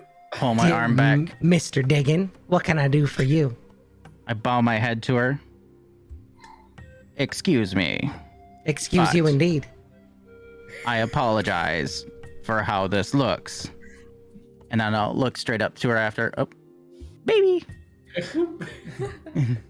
Spackle. I got a baby for you. Oh no, this is not Spackle. Do not do this to my child.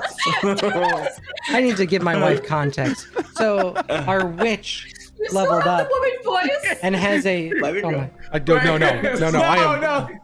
I thank you for our witch leveled up and has a new familiar, and he leveled it up to this ghostly child, and it's a little girl, and they saw her come on stream and they go, oh, it's Spackle. She is a living, breathing person, and she's just fine. Stop hurting her. Oh, she's cute. Aww. Just don't put a sheet over. It's- All are welcome. All are welcome. No, Apparently, I don't like it. apparently the baby's in trouble because she just threw up on Mom's shirt, so that's why she was in here. She's like, hold this so I can change. And I was like, don't put a sheet on her, and she's like, maybe I will. Don't threaten This me. house is clear. Anyways, that was in the woman voice too, and that was going on too. That's just perfect. Love it. That was. Mercury retrograde. Thanks, Mercury. We appreciate you. Now, Mr. So- Diggin, you were saying something, I believe. Yeah, from the head bowed, I'll look up to her. Maximil is a great friend, and Diggin will gladly die for her. Oh, yeah. Well, Hey. isn't he Diggin sweet? will Bless also his kill her. heart, Maximil. He's a real sweetheart.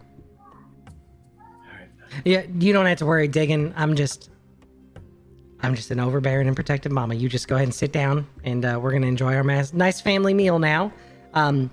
Yeah, Diggin is not hungry, but thank you. I'm sure Maximil is. Have you seen her? You say you die for her, but can you at least die to feed her, please? Good lord. I'll look slowly to her. Maximil's I totally think you're fine. right. I am glad you agree, Diggin. Thank you, Mr. Diggin. I appreciate you. I whisper in his ear, "You sucker." I'll just start going and getting food and bringing it over and just like slowly steal from like Doran. And just go set it down in front of Maxwell. You go to. I want to reach out and grab your hand as you attempt to reach for my food, and just Can I be sleight like, of hand it? Yeah, sure. uh, Opposed athletic versus Good sleight of luck. hand. 27. "Oh my god!" Oh, 25. You try to grab it. You try to grab it, and then very quickly Diggin just whoop. He grabs your figgy cornbread that's available. Or sorry, date cornbread that's available. It's not real cornbread, not figgy, but dates. It's this really nice sweet date loaf that you were eating. Very hearty, very rich. Feels like it would be great crumbled up on chili or something. And Diggin just swoop grabs it from you. Tarak You get looks at one, Dawn as Diggin. he did it, and just kind of takes a bite of his. Good. Well, I want to try and reach over and grab Tarak's. Zephon's watching this. Y'all don't have to do this. There's plenty of food in the middle of the table. Just get your own damn food. You don't have to fight for it. Well, Cecilia and Ekmon, if y'all are done, you can have a seat. I think we're done enough. Thank you. I'll just take a seat right here. And she sits down and immediately undoes Maximiel's hair and starts brushing it. As she's keeps sliding more food over, you hear the occasional, No, you need to eat that. Get your dairy in you. It's good for you. and she's like sliding more food to Maximiel and just kind of brushing her hair and talking to her. I'll be on the other side just sliding more food. Maximiel's just crying and stuffing her face. I'm full of so many emotions and food. And food. Well, y'all came here. Zephon continues to, I figure you was chasing somebody based on our initial exchange there. Irene, if you got a minute, please. And a young lady walks in, who Maximiel immediately obviously recognizes.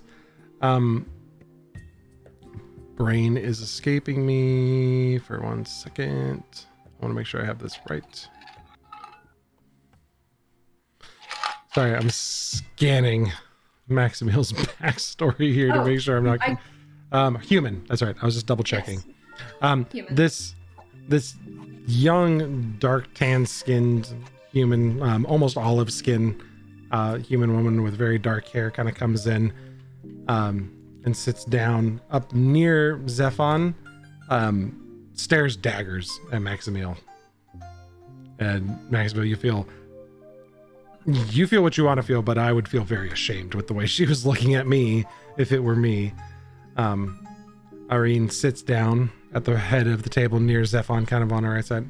Y'all, this is Irene, old friend of Maximiel's, and serves as a bit of an information broker for me these days. Kind of keeps me on the up and up, and told me a little bit about an interesting dragonborn that she captured just a little bit ahead of y'all. Captured. Tarak looks at Doran.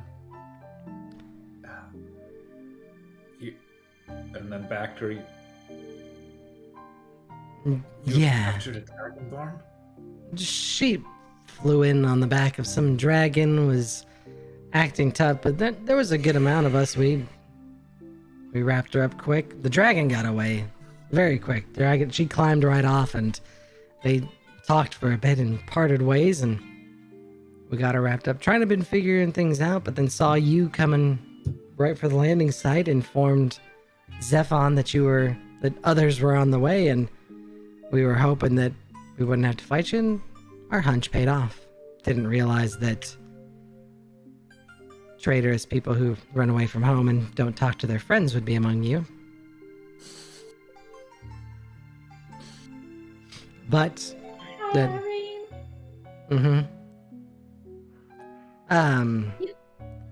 You look great. As for the rest of you, yes, we have here whatever you're chasing, some dragonborn with missing a claw and very saucy and talking about the destroying and killing us all and leaving the city in ruins if we don't let her go, and it's a whole nightmare. She would make good on that promise the first opportunity she is given. Well, I'm sure she'd try, but we got her locked up pretty tight. She ain't going nowhere. I would not be so sure. She is a trained assassin. Well, we got a few of them too. I mean, Irene here is a trained assassin. I could send her off to kill someone if I really wanted her to, but Can I insight check that? sure, you can insight check that.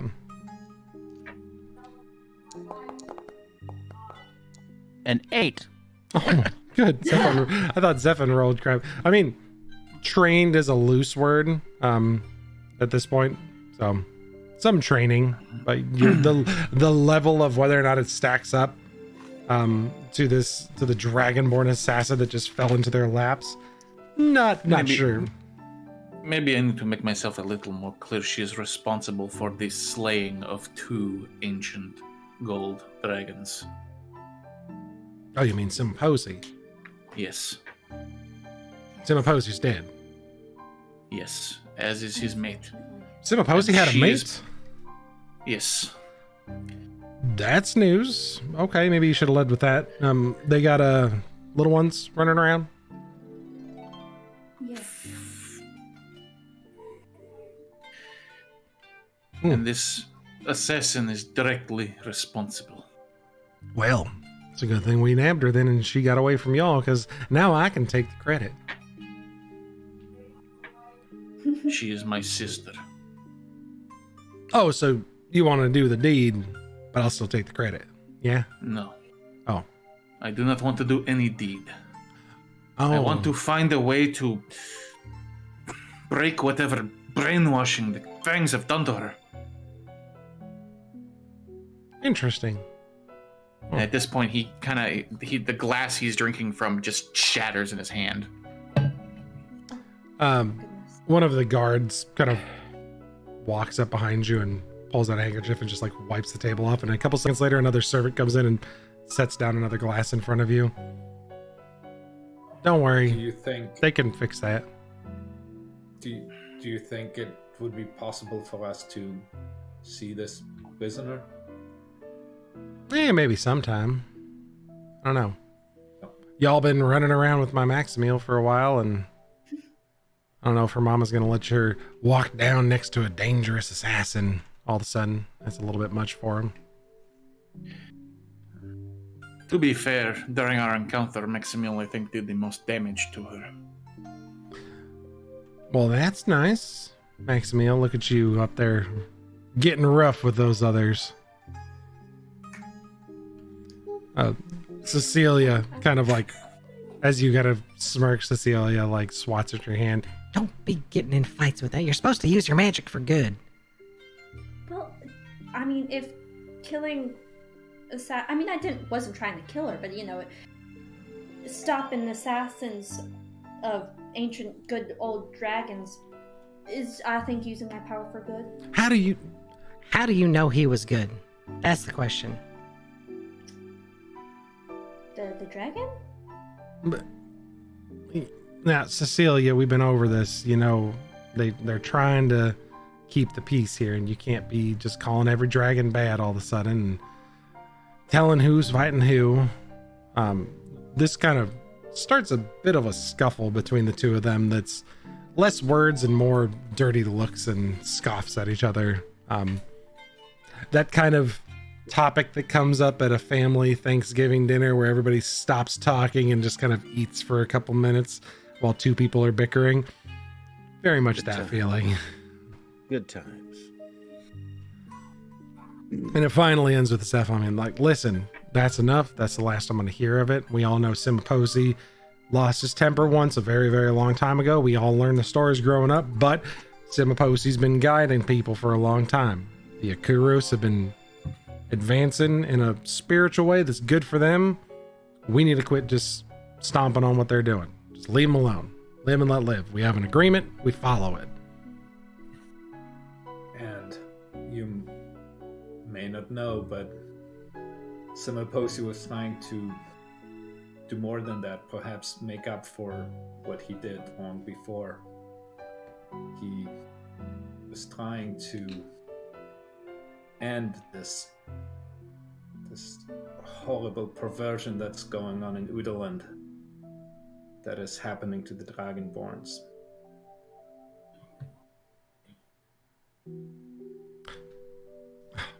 Motherfucker. So, Soren's not here. And Soren's the one with the insight enough that catches. Actually, Soren and Tarak are high enough, but it would have been primarily Soren. Tarak, you note as you're talking about what Simiposi's up to, Ekamon Archambault gets a little uneasy. Kind of shifts in his chair and is just generally uncomfortable, fixes his hair, kind of stirs at his food a little bit. But perhaps you have heard of it. Oh, no. We've heard that things have been going on, but we don't know about no details or nothing like that. We stick to our own. We're trying to improve life here. We got things to do. I would like to insight check. Can we insight? You're right. Everybody at the table can insight check that. All right. That's a 19 for me. Huh? What? 7 for me. These vegetables are That's a very 9 delicious. for me. They are. You know, we grow them in the garden, but they're just not as good when you don't pick them fresh. And we're just right near the cliffs, and this is when they can get them fresh. They're just the best, aren't they? With a 19 Doran, Akamon is clearly hiding something. He's uncomfortable talking about what Simiposi was up to. And what is his relation to Maximil? Akamon is Maximil's adoptive father. Got it. You're kind of reaching over Akamon, Diggin, which is why you rolled so poorly on your insight check. You're busy like pushing food towards Maximil, and you keep unintentionally grabbing like little plates that Akamon has set up. Just keep stealing them from him. He's not stopping you. He's kind of sitting there taking. Well, I was gonna eat that. Oh no, okay, all right. I mean, it's for Max. It's okay. I'll find something else here. This looks good. I'll just like I'll push over something like the livers. Oh man, they got extra livers today. That's great. Excellent. I take the freshly filled glass that's replaced the one I shattered, and I just kind of casually take a sip as I ask, so, have you ever been to Woodland, Mr. Archambault? Oh, me? No. No, I stay here on Katya pretty much exclusively. I mean, I got lots of work here that's good to do, and, lots of folk come see me. I'm an expert. I'm a very, very talented artificer. I use some magic to supplement what I don't know, like them folk over at Rosita. They're real good at engineering. They know stuff that I just beyond me, but I got magic to back me up here and some special tools that they don't have. So an accomplished artificer like yourself must surely have dealings in Udaland. A long time ago, maybe I dealt a deal or two up that way, but dragon's been around these parts for quite a while. Well, with what Simiposi was planning, it's no wonder that he was targeted by the Fangs. Y'all keep talking about the Fangs. They a pretty mean group, which Zephon and chimes up. I'd be interested to know as well. Y'all said the Fangs twice now. Is that something that we should be worried about? Them Fangs coming around here hurting people? I mean, should we just kill this one down in the basement? Basement's a relative term. She's in a secure location. The Fangs of Kirmi are primarily assassins tasked with retrieving dragonborn like myself who have escaped Woodland. But on occasion, they are known to pull covert jobs like killing dissenters. Well, was Simiposi dissenting anybody? Yes, Simiposi was planning to overthrow I forget his fucking name. Valatarthex. Valatarthex. Simiposi was planning to overthrow Valatarthex and end the horrible slavery conditions in Noodland. Well, Valatarthex, I heard that name before. There's been stories about Valatarthex, just some big old mean dragon that runs things up in Noodland. A lot of folks report to him. I had some goods come through once that supposedly were, enchanted by one of Valatarthex's court wizards of all people. It was just something that, it didn't feel right buying it, so I just kind of let it go. It didn't seem like something I wanted to deal with. To which Akamon responds, man, I told you once, I told you twice, that was the worst deal you passed up on. That would have been some solid funds for the city here. You really missed out on that deal. It would have been blood money. Now see, I knew that. I knew something weird was going on up there. They couldn't have had artifacts like that suddenly coming out of Oodland without hurting people to get there. I've heard rumor that there's people practicing phenomancy up there, and they're even doing it to empower magical weapons. It's just fascinating stuff, just terrible. You have no idea. Apparently I don't, but apparently this just gives me all the reason to keep not dealing with the folks from Oodland. Valatarthex can sit up on his little dragon throne and not bother any of us down here in the south. So you do not have any dealings with Oodland right now? No, I don't. Ekmon there has traded a couple things with them, but so infrequently I wouldn't call it dealings with Oodland. Tarak looks at Ekman as she's saying that. I don't know if we can inside check twice so quick in a row, but... I mean, Ekemon's clearly uncomfortable being put on the spot. And he tries to beg, no, listen here, y'all. It's been a while since I've dealt with anybody from Oodland. It's just business. Magic things come through. I mean, Max, tell them how it is.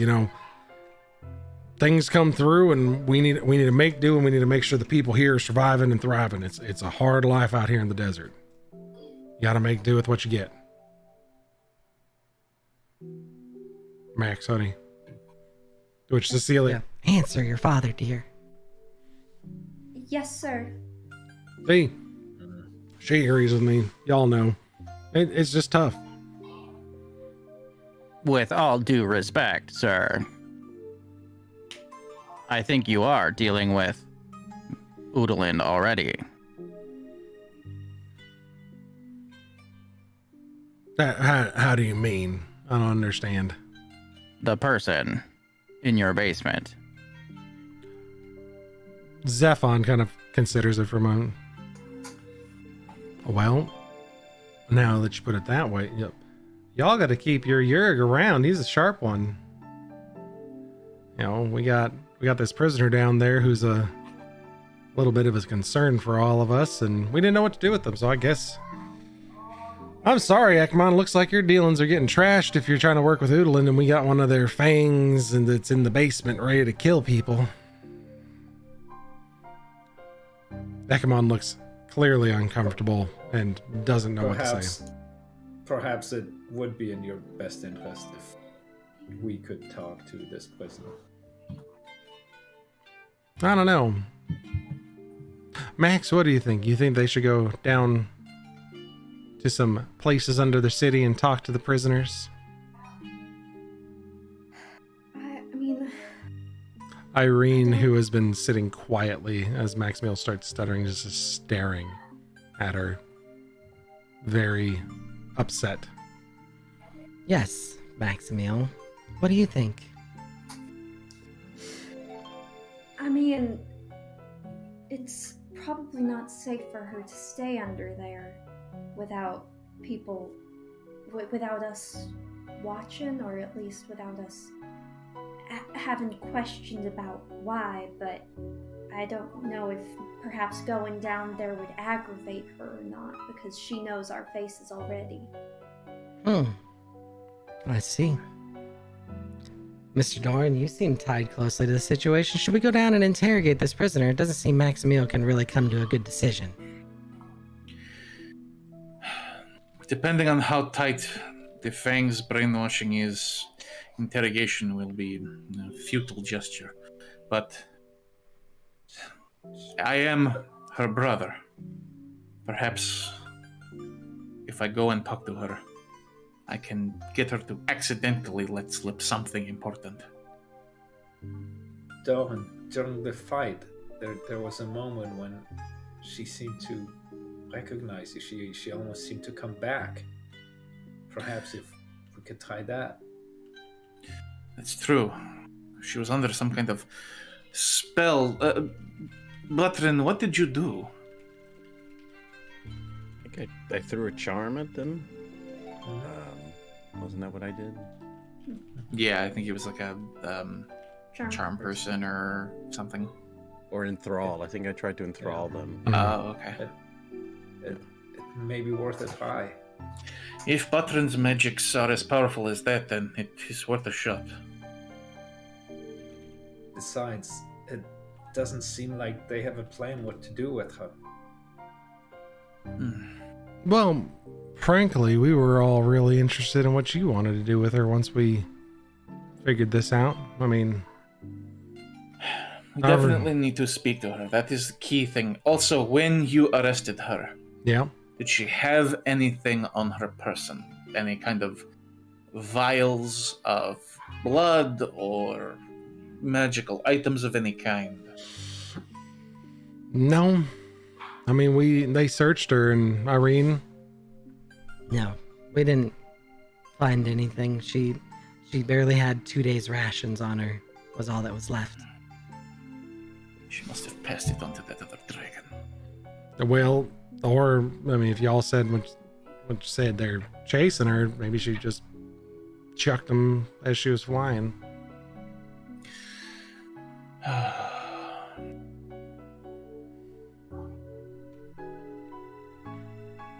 It's up to y'all.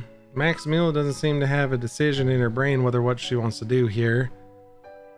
To which Cecilia, You leave her alone. She's been under a lot of stress, okay? She's trying to get healthy again. I think they should all just stay up here. We'll talk to the prisoner another day. You know, let him rest and recover. I would rather not delay it. interesting. Time is of Knows the what essence. may happen. I agree. Interesting. Well, Maximil, seems like your friends want to go down and talk to the prisoner. What do you say? Yes, Maximil. What do you say? If that's what they want to do, then we shall go. Who knows what we'll find? Well, y'all heard it here first. We can go talk to a prisoner. Can I insight check Maximil? Sure. There's Yeah. something. Oh shit. Oh. There's something that she's like. She's not taking any actions. She's being very cautious in what she says. But then this whole feud going on. There's something happening that I don't know why she's now so reserved. Though it was a 20. Maximil, you can roll a deception or a performance check for me. Okie doke.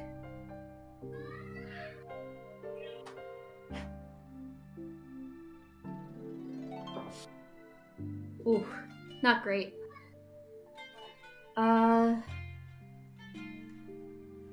Total of 11.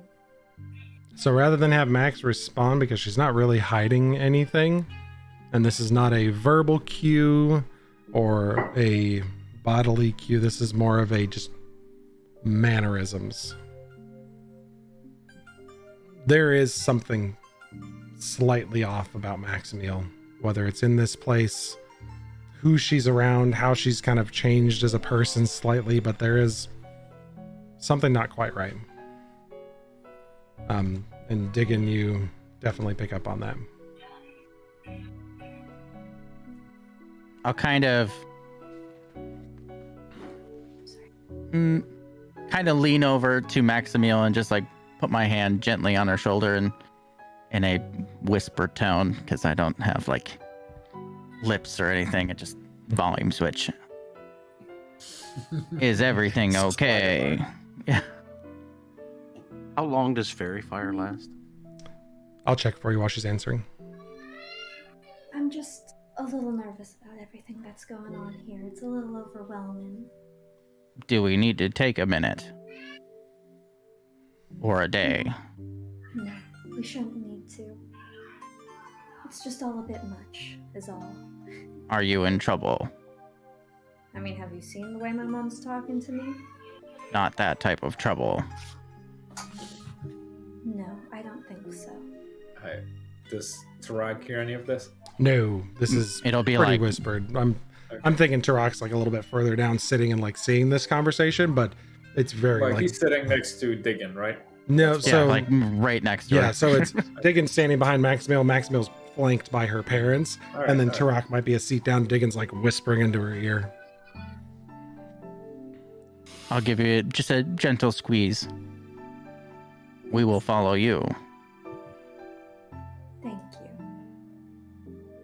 I appreciate it. And I'll just stand up and watch everyone else. All right. Tarak gets up. Well, shall we go see the prisoner? Y'all go ahead. This has been a little emotional for me. I'm gonna go lie down. Yeah, I'm gonna tend to my wife. Zephon, you got it under control. We'll be up here waiting for you, Maximiel. Just, stay safe. Don't get grabbed by no assassins. I don't need you getting poisoned or nothing. Oh, don't worry. I've gotten plenty of that over with already. Good. Zephon is Max's Uncle. uncle? Uncle. Okay. Are you sure you don't want me any help, Mom? You seem a little faint. No, I just need to go lie down. I mean, you stay with your friends. You just take care of yourself and be safe, okay? Okay, yes, ma'am. Thank you. Sorry again. Yes, Maximiel. Stay safe. Irene gets up and starts to lead you all out of the hall. You guys move through the palace to a garden area. It's a large rotunda, and at the back of it, there's a small gate that looks like it leads towards kind of a mausoleum, place where the dead may be interred. A couple guards standing outside of it, and as Zephon and Irene approach in the front, they open the gate for the two of them, and Zephon turns around and is like, "Yep, all these folks right here, just bring them with us." And they start to lead you all down.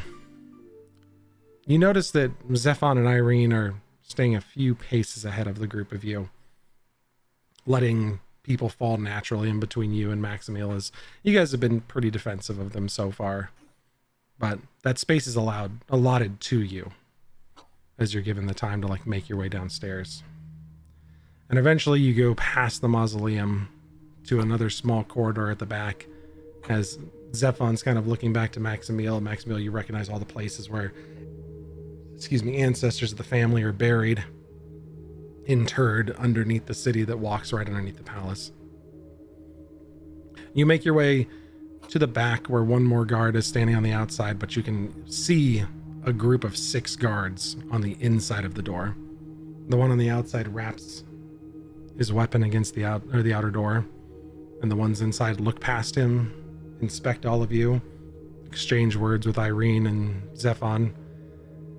And Irene kind of pulls something out of her shirt and then puts it back into her shirt. And the door opens. Her back is turned to you. You can see the motion of her arm grabbing something and holding it out and then tucking it back into her shirt. You can't see it at all.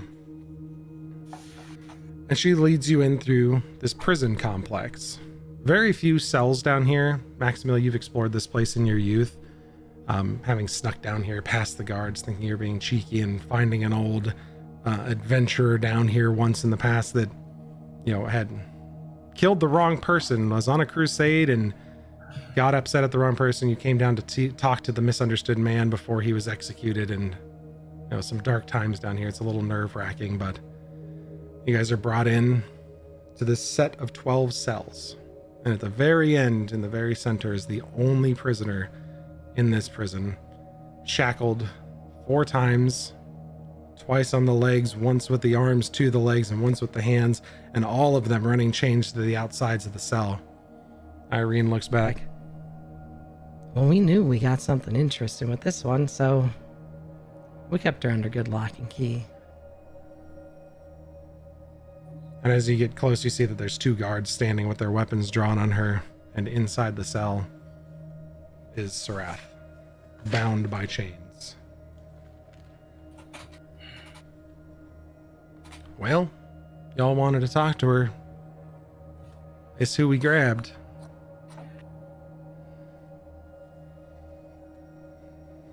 I approach slowly. Sarath, what did you do?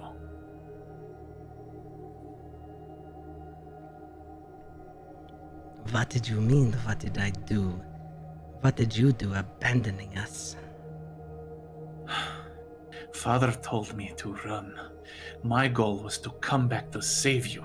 And did you? The day you left, we were grabbed. Our youngest brother escaped us. And he fled too. We were tortured. Tell me you were lying when you told me you slew him. Dorval and I each took great pleasure in removing an eye ridge each.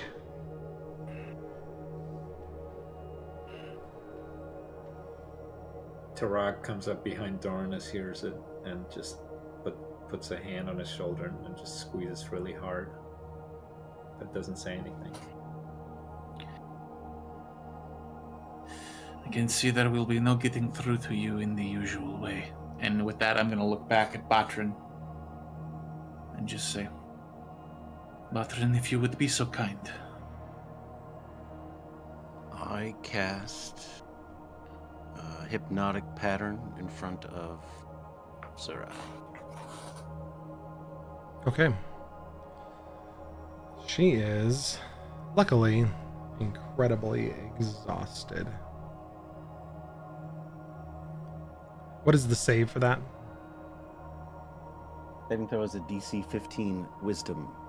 Okay.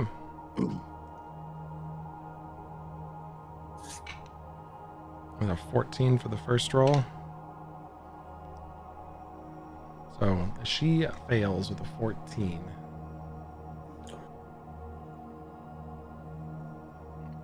Really quick, because just to reiterate for the stream here, this colors begin to weave in this cube that fills the entirety of the cell, targeted towards that one creature. Everybody else kind of backs away, and she becomes charmed. And I continue to cackle to draw it out as long as Dorn needs to interrogate her. So cackle works for your hexes, but not for these okay, spells. sorry. Yep. But so you have a minute. Sarath, why did you slay Simiposi and his mate? Kirmi's reasons are sound, and she does not need to divulge them to us. We are the blade, the fangs in the night.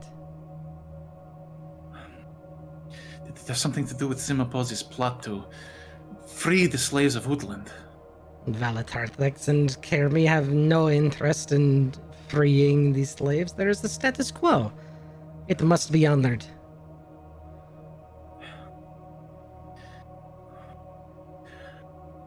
What happened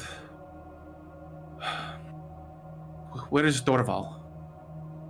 Dorval returned to Udland. Phenomancy has a incredibly fun way of opening doors when blood of innocents are spilled. Did you use Simposi's blood for phenomancy? No. No, we use his stupid priests, whom they're cowing and begging and kneeling. We left them bloodied in a circle to draw forth the power of the world to draw us back to Udland. Dorval took the portal, but you stayed behind. Why? I had a mission. Simiposi had to die. And Rinzeth truly is dead. You should ask him when you join him.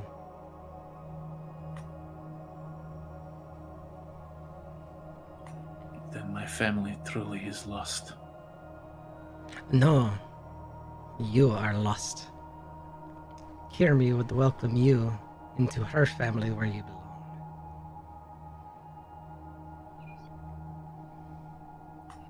It will never happen. You are my sister, no more. And what must be done will be done. You will do what you have to. Kirmi's mission will continue. You will feel relieved for a time, and then you will remember that your sister and your brother are dead. And the one brother still hunts you. My sister and my brothers have died long ago. All that remains is a shadow, a grim reminder. I'm surprised you are so concerned with a single body of flesh that sits before you in chains when there are so many more things that Kirmi is doing. Your family may be dead, but soon your entire world will be turned upside down. What are the Fangs planning? Udalind is such a small island. It would benefit us to move into grander places where we could access the whole world. It's no wonder that Kirmi has her agents already working in the government of Busat, replacing those drivelers and those diplomats that would carry on trying to change things for the better when the world must be ruled with an iron fist. Tarak whispers, and Droinseer asks her about Maximil's father. And what of the leader of this city and his family? What of Mr. Archambold? Archambold? I can't pronounce your name, I'm sorry. Akamon is a man. He happened to be at the right place at the right time. Zephon happened to have people that were looking and trying to wait for you all to come back, and they found me. Fate can be unkind. But I bear no ill will to Zephon. I have no knot of him. My mission was clear. The Simiposi, and if I ever found you, you. He whispers again. Did he know of the Fangs and of their mission? Oh, you can ask him. He is right there. He will gladly answer for you. Wait, what? No, Sorry. no, I meant the dad. Yeah, the dad's not here. Yeah, Ekman? Ekman. Oh, on, yeah. my apologies. I thought you were talking about Yeah, Zephon. yeah. No. Yeah, you can ask Zethon. He will gladly tell you his family's dirty secrets, I'm sure. I know not of them.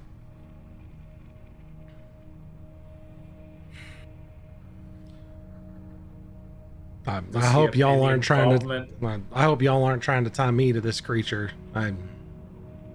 No. No, but if what she says is true about Udalin trying to replace leadership, I would worry about your brother. You think that Ekmon is somebody to not be trusted. He was very sketchy when it came to talk of Woodland. Yeah, I'd expect that. He seems to be a little bit of a squeamish fellow these days. Irene still staring at Maximiel exclusively. I'd agree.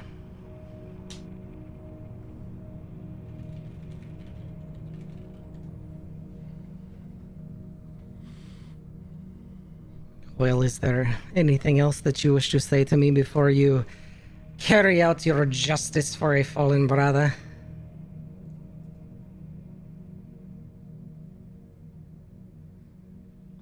Doran just gets close. As you approach to, the guards put their weapons a little bit closer to you. And I just reach a hand out in an attempt to caress the side of her face.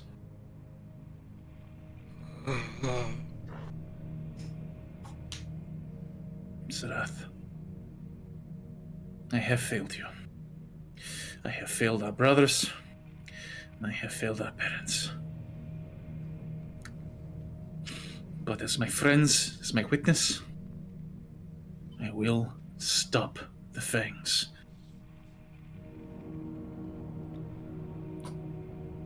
I'm gonna Reaches ask. back. Irene kind of puts an arm out and touches you. I'm gonna ask that you don't. And she pulls out this necklace.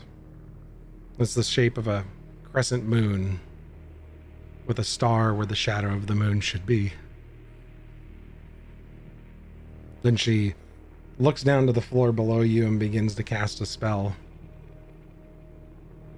And the symbol appears on the floor, and the floor disappears beneath your feet, and Doran and Irene drop into the belly of Katya, falling multiple stories. I need you to make an acrobatics check, Doran, as you fall.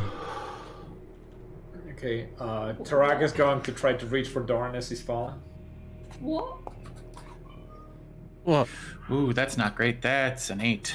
You dive, and he is too close to the cage and is a little bit farther out of your reach, and he falls down, but you see him land with a thud about 3 stories below.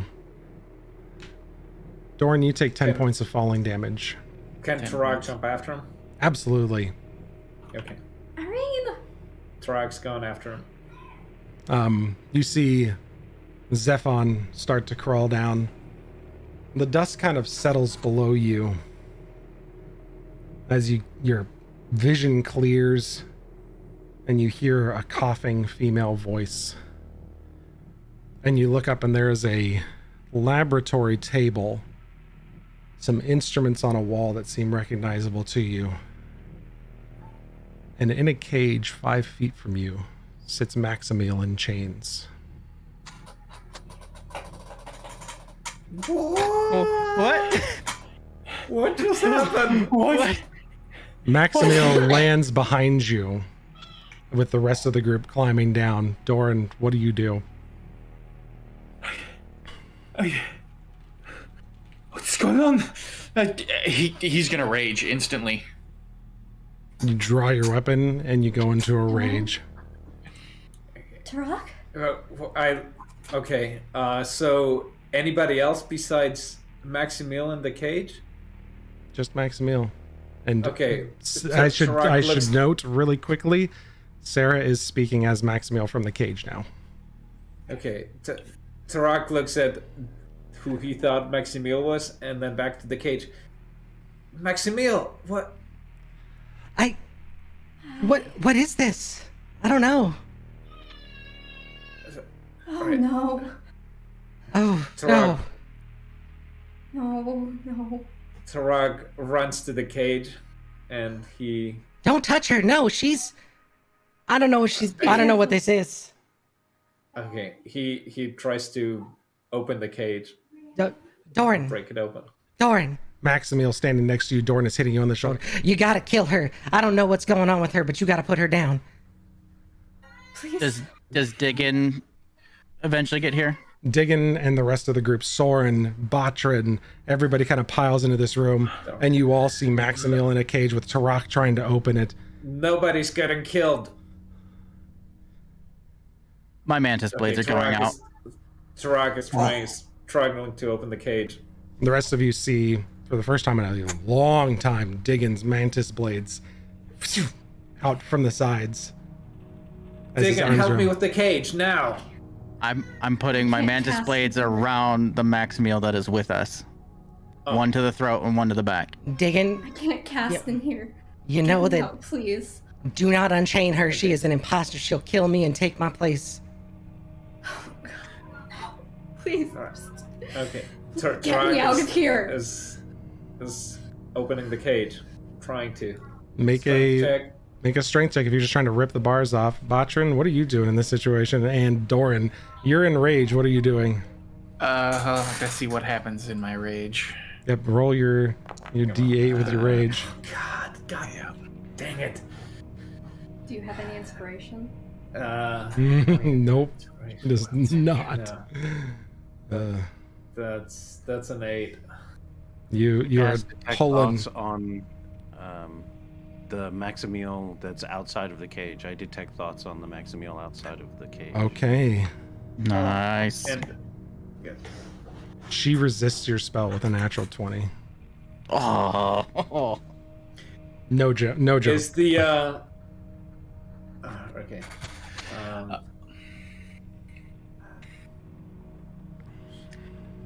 My rage effect happens, What is it? and it is the teleport. Okay. How large is the cage that Maximil is inside? Not long enough for her to Small. stand, like lay down in. Like the two of you would be squished right up next to each other. Okay. Then I teleport beside the cage, and I am going to attempt to attack the cage with my sword to try and bust. Is it a visible lock, or is it just a metal cage with It no is a visible? metal cage with no visible lock. Okay. And Maximil, as you teleport away, that's standing on Doran's grasp. Doran, don't do it. You gotta kill her. Just kill her. Diggin, get away from her. Can Using a can bonus Tarak action help with Doran as he is trying Nose goes. to do? So many people stuff. talking. Nose goes. Botrin. using a bonus action with Spackle. I want Spackle to cast Charm Person on the Maximil outside of the cage. Okay. Tarak. Tarak is going to help Doran, whatever he is doing. Doran, you may attack Right. with advantage. Ooh, all right. Let me do that real quick. As the other Maximil, the one that I have, speaks louder, I push my mantis blades deeper into her. Oh no. Not like to do harm, but I'll threaten her. That's a 26 to attack the cage. Simultaneously, What? you break the cage open. And Botrin, your spell takes effect. She rolled an 8 and a 6. Because you're in combat with her and she has advantage. You charm the creature that Doran or that Diggin is holding. As Zephon climbs down, I think I can help with this, y'all. And he pulls a symbol of the Stella Tenuum out of his sleeve, or out of his shirt, and holds it up near the Maximil in Diggin's grasp. And Diggin, you see as the skin models and changes, and Maximil under your grasp shifts, her skin gray and pale and expressionless, as you are holding a doppelganger. Alright. And Maximil, the cage breaks open and you're sitting there now with your shackles binding your arms. Diggin, what do you do? Because immediately this creature shifts in front of you. My grip doesn't loosen up, and I whisper, or I'll say to it out loud. I won't whisper.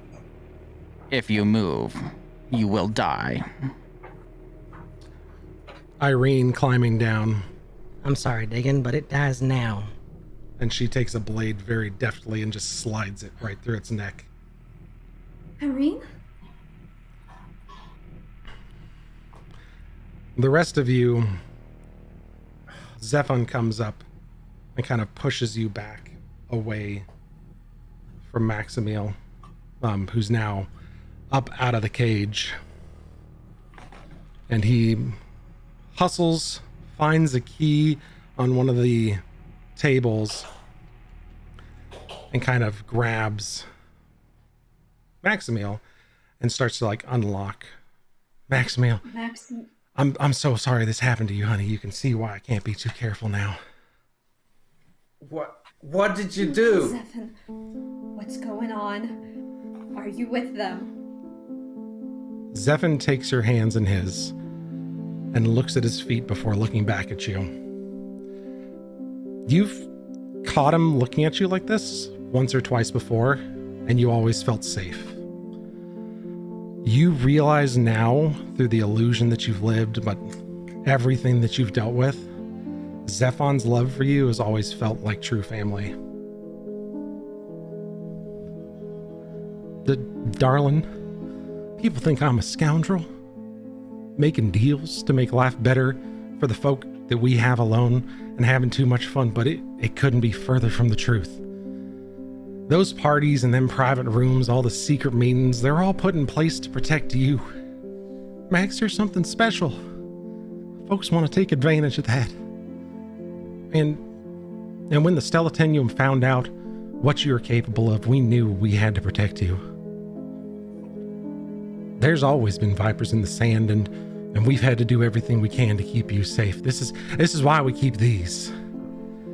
He pulls out his as he's talking, he grabs him and grips him and tries to throw him against the wall and says, "Did you have anything to do with imprisoning her?" I need you to make an opposing strength check as the moment you move, Irene grabs a hold of you, and she is incredibly strong. Okay.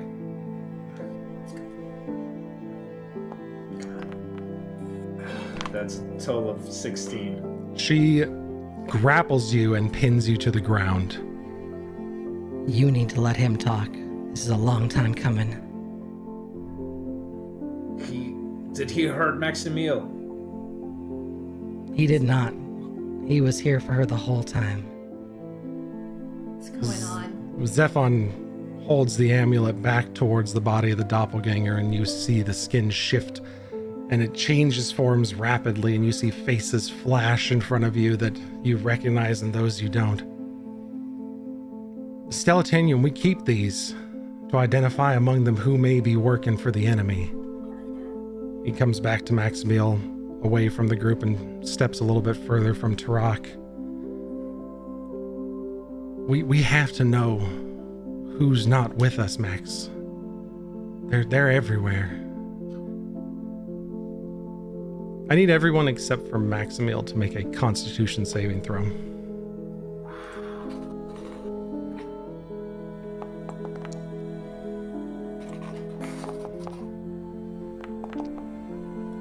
$18? 23. That's a 6 for Tarak. 11. You all fail. You are all paralyzed, unable to speak or move, and cannot react to anything happening in the room. Maximiel, you notice none of this, transfixed on the pure and honest truth that your uncle is sharing. Spackle disappears, as does Soren's companion. He holds your hands in his. Sweetheart, you are capable of so much, and you are so very strong that I know the future ahead of you is bright. Tales of your adventures have reached me. You undertook a mission for the Alma Fea, and that's something special. Maximiel, I need you to make a Constitution saving throw.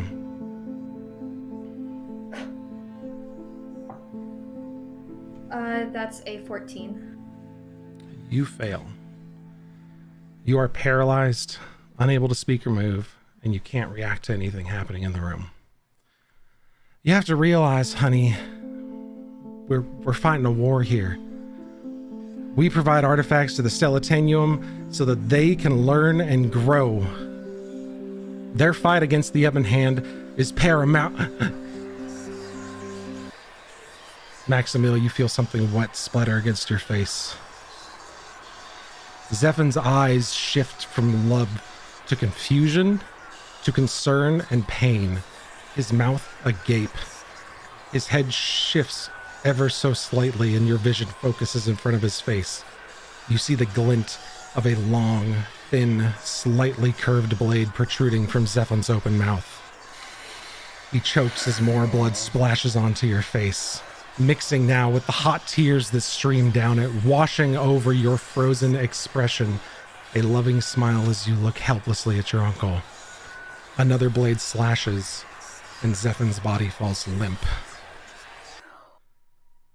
I do love a good monologue. Zephin's head, attached to the mantis blade, is brought back face to face with Diggin, his eyes glowing red. He considers it for a moment before the blade falls to his side. Zephin's head lands with a wet thump. I knew becoming a Yurig would be difficult, but now I am fully in control. Trapped within that box, that mechanism of control, watching you and your annoying friends, your unbearable approach to helping everyone. Galaxolin, calm down. However, this has been the most exciting part of our journey so far, yes? Of course, you can't respond right now. The progenitors left this exquisite concoction, one of my first discoveries when I entered this weapon. Few could withstand it, rendering you speechless and paralyzed until I'm well away. Diggin could not even scratch the surface of what this creation was capable of. Speaking of, your friend is gone. Wait. Now he's gone. And now that he is removed, I am reborn, a true Yuri, and I can fully experience the depth of this weapon's horrors, the sheer terror that I can call in a whim. And before I can unleash that potential, this dissident begins dribbling on. It is vitally important that the conflict between the Ebon Hand and the Stellatanium be... no matter. Galaxolin reaches for a Gigi gun in the corner of the room, removes a bar to an access window and lifts it open. He prepares to lower himself at the window. My fellow Duke and I have business to tend to in Katala on behalf of Our Lady. Should you interfere, there is only one thing that my wasted time with the Midnight Parliament has brought me. Targets. I recall one interesting one at my time at the Kizervex's Luminary Academy, looking over students starting soon. Soren, isn't Sarai enrolled this year? The Gigi gun zips and whines as Galaxolin descends to the desert below, and that's where we'll end our session. Ben! You're a bastard. Ben!